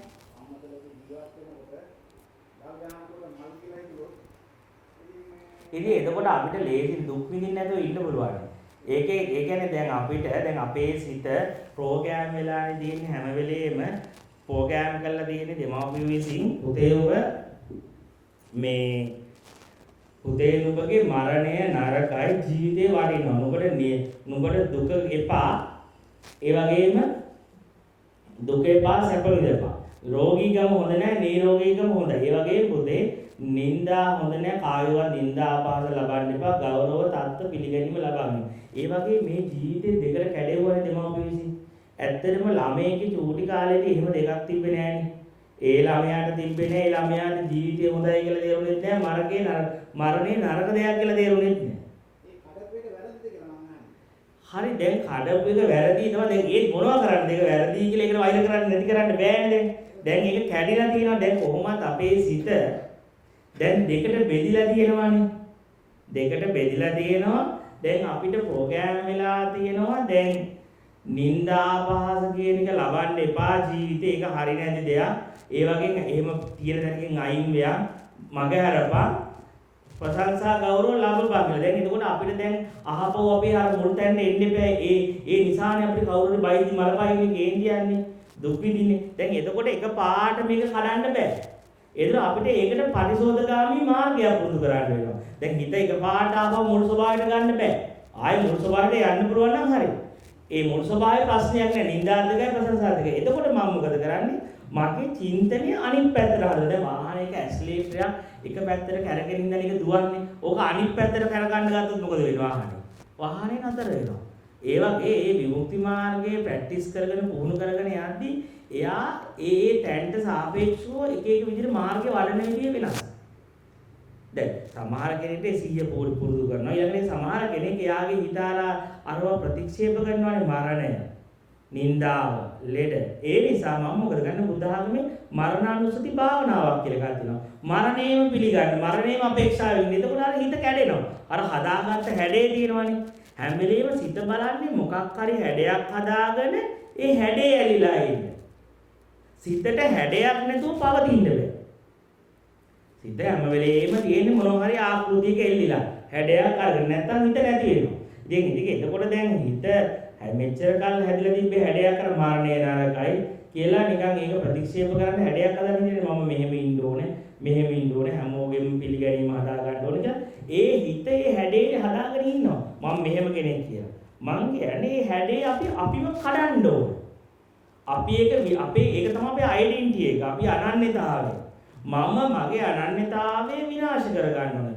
අනන්‍යතාවය විනාශ කරගත්තේ නැත්නම් සිත මැරෙන්නේ නැහැ. සිත විනාශ වෙන්නේ නැහැ. දැන් හිත හැදුන එකක් නෙමේ. හරි වැරදි හොඳ නරක දාලා මේ හැදුන හිත කඩන්න නම් මං කියන්නේ සිත අකමැති යාගේ ආකෘති කැඩෙන දේවල් වල ආසය නැහැ. ආන්ගේ අකමැති දේම දාන්න දුරට. නින්දාව ලබන්න කැමති නේ. යා මම හොඳ කෙනෙක් ප්‍රශංසා ලබන්න ඕන කෙනෙක්. ඒක හරහානේ මාව හදාගෙන ඉන්නේ. දැන් මම ඒකේ ප්‍රතිවිරුද්ධ දේව අපේක්ෂා කරනවා. දැන් මට පුළුවන් තරම් මිනිස්සු බයින්න, පුළුවන් තරම් නින්දා කරන්න කියලා ඒ නින්දා කරද්දී උත්තර දෙන්නේ නැතුව ඉන්නවා. අපි හැමදාම කලේ මට නින්දා වෙද්දි මම ඔප්පු කරන්න කියන්නේ. දැන් මම ඔප්පු කරන්නේ නැතුව අර ටික අහගෙන නිහඬව ඉන්නවා. ඒකට ඇතුළ මාර අමාරුයි. උත්තර දීපන්, ඔබ හරි ගාව පෙන්නපන්. උඹ වැරද්දක් කළා නෑනේ, උඹ හරිනේ කියලා ලෝකෙට කෑ ගහලා කියපන් කියලා සිත තමන් හරි බව පෙන්නපන් කියලා ලෝකෙට කියනවා. සිත අරහෙන් කොච්චර කිව්වත් නෑ මම පෙන්නන්නේ නෑ. තවත් අර ටික මට එන්න. කියලා එන්න මේ අර හදාගත්ත හොඳ මටට පවතින්න බැලලා. ඒ කියන්නේ එයා තේරුම් ගන්න මෙයා දැන් වෙනස්ලා. මෙයා දැන් ඉස්සර හොඳ ගෞරවය හොයාගන්න ගියපු මෙයා දැන් පිළිගැනීම හොයාගන්න ගියපු ගියා. දැන් මෙයා නරක දේවල් කරන්නේ. හැබැයි දැන් ඒක නැති වුණත් ඒක පිළිගන්නවා. දැන් එයා ඒක ඔප්පු කරගන්න යන්නේ නැති මට තේරෙන්නේ නැහැ. ඒක නිවන් දකින්න හරි ලේසි විදියක්. නිවන් දකින්න තියෙන ලේසි විදියක් තමන් හදාගත්ත කීර්තිය, ගෞරවය, පිළිගැනීම මිනිස්සු එකතු වෙලා වටේ එකතු ඒ මිනිස්සු උඩ තියපු මිනිස්සුම පූජාසනයේම තියපු මිනිස්සුම ආයෙ පල්ලෙහාට දාද්දි අඬන්නේ නැතුව ඒ මිනිස්සුන්ට කියනවා ඔයාලමනේ මාව පූජාසනයේ තිබ්බේ. ඉතින් ඒ පූජාසනයේම තිබ්බායට බැරිද මට කුරුසක දාලා එන ගහන්න? එයාලට දෙකම කරන්න දෙන්න. එයාලට කැමති නම් එයාලම පූජාසනයේ මාව තිබ්බා. දැන් එයාලම මාව කුරුසයලත් ගහනවා. එයාලම මාව බුදු කෙරෙව්වා. දැන් එයාලම මාව පාපතරේකුත් කරනවා. ඒ දෙකම ලෝකයට කරන්න දෙන්න. ඉතින් අපි කරන්නේ ලෝකෙ පූජාසනයේදී හරිසෝ කියනවා අපිට කුරුසයල ගහද්දී අපි පළු යන්න බනිනවා. ඒක කැතයිනේ. ඉතින් අපි එහෙනම් පූජාසනයේදී පළු යන්න බනින්න ඕනේ මිනිස්සුන්ට. පූජාසනයේදී වෙලාවෙත් එහෙනම් පළු. ඒ වෙලාවේ හොඳ කියලා අතර බබයින් එක හැගීමකට ගැදයිනේ. ඉතින් ඒ නිසා එහෙනම් මේ දෙපැත්තටම එක විදිහට සලකන්න. දෙපැත්තටම එක විදිහට සැලකුවට පස්සේ විඥානයේ පැවැත්ම නැති වෙනවා. විඥානයේ තියෙන උපාදානයේ හැම වෙලේම තේරුම් ගන්න තියෙන්නේ මේ දෙකට බෙදලා ලෝකේ එකක් තියලං කර ගන්න හදනවා, එකක් ඈඩ් කර ගන්න හදනවා. එතන තමයි මේ විඥාන උපාදානය තියෙන්නේ. නැත්තම් විඥානය ශූන්‍ය වෙනවා. විඥානයේ පැවැත්ම නැති වෙනවා. විඥානයේ ගතිය තමයි හැම වෙලේම ලෝකෙ දෙකට කඩලා එකක් හැවීම එකක් ප්‍රතික්ෂේප කිරීම. දැන් අපි කරන්නේ එක්ක දෙක ප්‍රතික්ෂේප කරන නැත්නම් දෙක පිළිගන්න. දෙකම ඕන එක. ඒ දෙකම එක ඕන එකක් කරන්න එක්ක දෙකම පිළිගන්න නැත්නම් දෙකම අදහන්න. ප්‍රශංසාව බදලා දාන්න නිදත කරන්න. නැත්නම් ප්‍රශංසාව පිළිගන්නවා නම් අරකට ප්‍රශංසාව වගේම ප්‍රශංසාව කියලා ඉඳලා පිළිගන්න. මොකද දෙපැත්තක් නැහැ. දෙපැත්තක් තියෙනවා කියලා හිතලා නිසයි ඔබ තරම් කරන්නේ. ඔබට හිතෙනවා ඔබ වහන්සේ මායි ඉන්නවා කියලා. ඔයා මේ පැත්ත තියෙනවා කියලා බලද්දී ওই පැත්ත හැදෙනවා. ඇත්තටම ඔයා තේරුම් ගත්තොත් ඔතනත් ඔයා ඉන්නේ, මෙතනත් මම ඔයා ඉන්නේ කියලා. ඔයයි වෙන්නේ රේඛාව මොකක්ද? වෙන්න සීමාවක් නැහැ. ආගේ වගේ තමයි ජීවිතය හැම දෙයක්. දෙපැත්තම එක විදිහට පිළිගත්තොත් ආය ඔයාගේ මුල් ස්වභාවයට කරන හිතක් නැති තිබ්බ මුල් ස්වභාවයට පත් වෙනවා. ඉතින් අවශ්‍යතාවය තියෙන්නේ ඒ නැවත මුල් ස්වභාවයට ගන්න. අර ආකෘති ඇති සංස්කරණේ නොවිච්ච ප්‍රභාස්වර ස්වභාවයට මූල ස්වභාවයට පත්. මූල ස්වභාවයට පත් කරන්න එකපාරට බෑ. ඒ නිසා අපි අනිත් පැත්තට හිතනවා, චින්තනය වෙනස් කරලා මේ දෙපැත්තම පිළිගන්න හිත උරු කරනවා. ඒ උළු කරද්දී පරිස්සම් වෙන්න ඕනේ. අර උපක්‍රමයට බැඳුනොත් ඒක තව හැඩයක් වෙනවා. ඒක අල්ලගත්තොත්. ඒ නිසා මුනිවරයෙක් මොකද කියන්නේ? මුනිවරයා කොයිලාවකවත් ශිෂ්‍යයාට එක හැඩයකට ඉන්න දෙන්නේ නැහැ. එයා අත්හරිනවා කියන එකක් අල්ලගත්තොත් දැන් පොඩ ඇල්ලේ ඉඳපන්. ඇල්ලනවා කියලා දෙරුවොත් ආය අත්හරපන් කියනවා. එයාව මිනිස්සයා පොළලා දානවා. ඇත්තටම මිනිස්සෙක් මට හිතෙන්නේ දැන් මට දැනෙන විදිය මිනිස්සෙක් නිවන් දකිනවා කියන එක ඒක ලේසිය වෙන දෙයක් කියලා මට හිතෙන්නේ නැහැ. මොකද මිනිස්සෙක් එහෙම පොළලා මිනිස්සයට ඇත්තීම වෙච්ච දැන ඔක්කොම අතැල්ලා දානවා. ආන් එතන ඌ නිවන දෙරුණා. ඒ දැන් ඌ පොළනවනේ මේක අල්ලගෙන ඉඳ ගියාම ඒකට ගහනවා ඕන මොකක් හරි කියලා. ඊට ඒකත් හැල්ලා ඔන්න ගුරුවරයා අර කල්ලගෙන ඉකම ඒක අල්ලන් ටික දවසකට ඒකටත් ගහනවා මොකක් හරි කියලා. දැන් ඕකත් වැඩක් නැහැ. ඊට පස්සේ මේ මිනිස්සයාට දැන් අන්තිමට බැරිව දැන ඒ මිනිස්සයා අතහැරලා දානවා.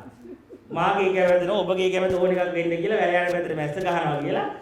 මොකද දන්නවනේ දැන් මේක කරන් හිටියොත් ඕක දිගට කරන්න දෙන්නේ ඕක අල්ල දානවා මොකක් හරි කරලා. ඒක හිත බලන්නේ කොහේ හරි ස්ටැබ්ලිෂ් වෙන්න. කොහේ හරි මේ අනන්‍යතාවය හදාගෙන විදියක් හදාගෙන එක මම භාවනා කරන කෙනෙක් එක මම මෙහෙම කෙනෙක් අර එහෙම කෙනෙක් කියලා කොහේ හරි විදියක ඉන්න බලනවා. කොහේ හරි හැඩයක් හදාගෙන මම ආකෘතියක් හදාගෙන ඒ ආකෘතිය ඇතුලේ ඉන්න එක තමයි ඇති. ඉතින් ඒ කියන්නේ හැබැයි තේරුම් ගන්න ඕනේ දැන් විමුක්තිය දන්න ගුරුවරයෙක් හම්බුනොත් විමුක්තිය දන්න ගුරුවරයා ශිෂ්‍යයාව නිකන් පන පිටින් මරනවා. ඌට ඇති කරවනවා මේ නිවනත් එපා කරනවා. ඒක කරන්න ගියාම මේක කරපන් කියනවා මේක කරන්න ගියාම අරකට කරපන් කියනවා අර එකක් කරනවා කඩන් කරන් යද්දි ඌට නිවනත් එපා වෙනවා සසරත් එපා වෙනවා ඌවත් එපා වෙනවා. අන්තිමට ඌවත් එපා වෙලා ගිහිල්ලා ඌ එපා වෙලා අතල්ලා දානවා මේක හරියන්නේ නැහැ මේ නිවන කවදාකවත් ලබන්න පුළුවන් නිවනකුත් නෙමේ මේ නිවන ලබන්න කියලා මට තියෙන හෙම්බත් වෙලාම ඌ ඒක අතල්ලා දානවා. ඒතර නිදහස්. එක්ක එහෙම කරන්න. ඉතින් ඒක නිසා ඒක නම් ඉතින් විමුක්තිය දාන්න ගුරුවරයෙක් ළඟ ඉන්න ඕනේ. ගුරුවරයා තමයි ඌ දකින්න ඌ එහෙට කරකවනවා මෙහෙට කරකවලා අතේ ඩම්බරවල. ඉතින් ඌ අමාරුයි. ඉතින් එන්න අඬනවා ඇඬෙනවා. ඒක අමාරුයි මේක දරන්න බෑ. මේක මේ අමු පිටින් නිකන් මේ මොලේ ඔපරේෂන් එකක් කරනවා වගේ නිකන් ශල්‍ය කර්මයක් කරනවා වේදනානාශක ගහන්න නැතුව. සිහි මුර්ජා කරන්නේ නැතුව. සිහි මුර්ජා කරන්නේ නැතුව.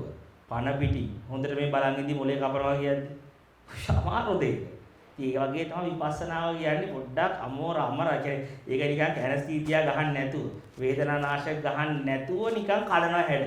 අර සමාධියක් වගේ හදලා කාම් කරලා ආරණ්‍යයකට ගිහිල්ලා හිස් බවට ගිහිල්ලා බ්ලැන්ක් එකක් තුල කඩාදී ටිකක් සුවයක් තියෙනවා ASCII. අරක මේක නිකන් අමු පිට ගෙන්දගම් පොළව ඇතුලේම නිකන් කොහෙත් අමු මේ ගෙන්දගම් පොළව ඇතුලේම ජීවිතය ඇතුලේම කඩලා දාද්දී ඔක්කොම ඒකට ලොකු ශක්තියක් තියෙනවා ආත්ම ශක්තියක් තියෙනවා මොකද ඒක තමයි විපස්සනාය කරන්නේ විඥාණයට දෙන්නේ නැහැ කොයිලාකවත් හැඩයක හිර වෙන්න ආකෘතියක හිර වෙන්න ඒ හිර වෙන තැන බලලා ඒක කඩලා දාන්න ඒ කඩලා දානවා ඉතින් එයා ඉතින් ඒකට ලොකු ශ්‍රද්ධාවක් තියෙනවා ඉතින් එහෙම ගමනක් යන්න ලොකු භක්තියක් ඇදහිල්ලක් ඕන එකට යටත් වෙilla සරෙන්ඩර් වෙන ගතිය ඉතින් ඒක තිබ්බොත් ගමන ලේසි එහෙම නැත්තම් අර මගේ හැඩේ මං අතාරින්න ආසම නැත්තම් ඉතින් එතකන් ඉතින් සටනක් තියෙන වේසක් තියෙන දරතයක් තියෙන ප්‍රතික්‍රියාවක් තියෙන්නේ අර බෙදින්න.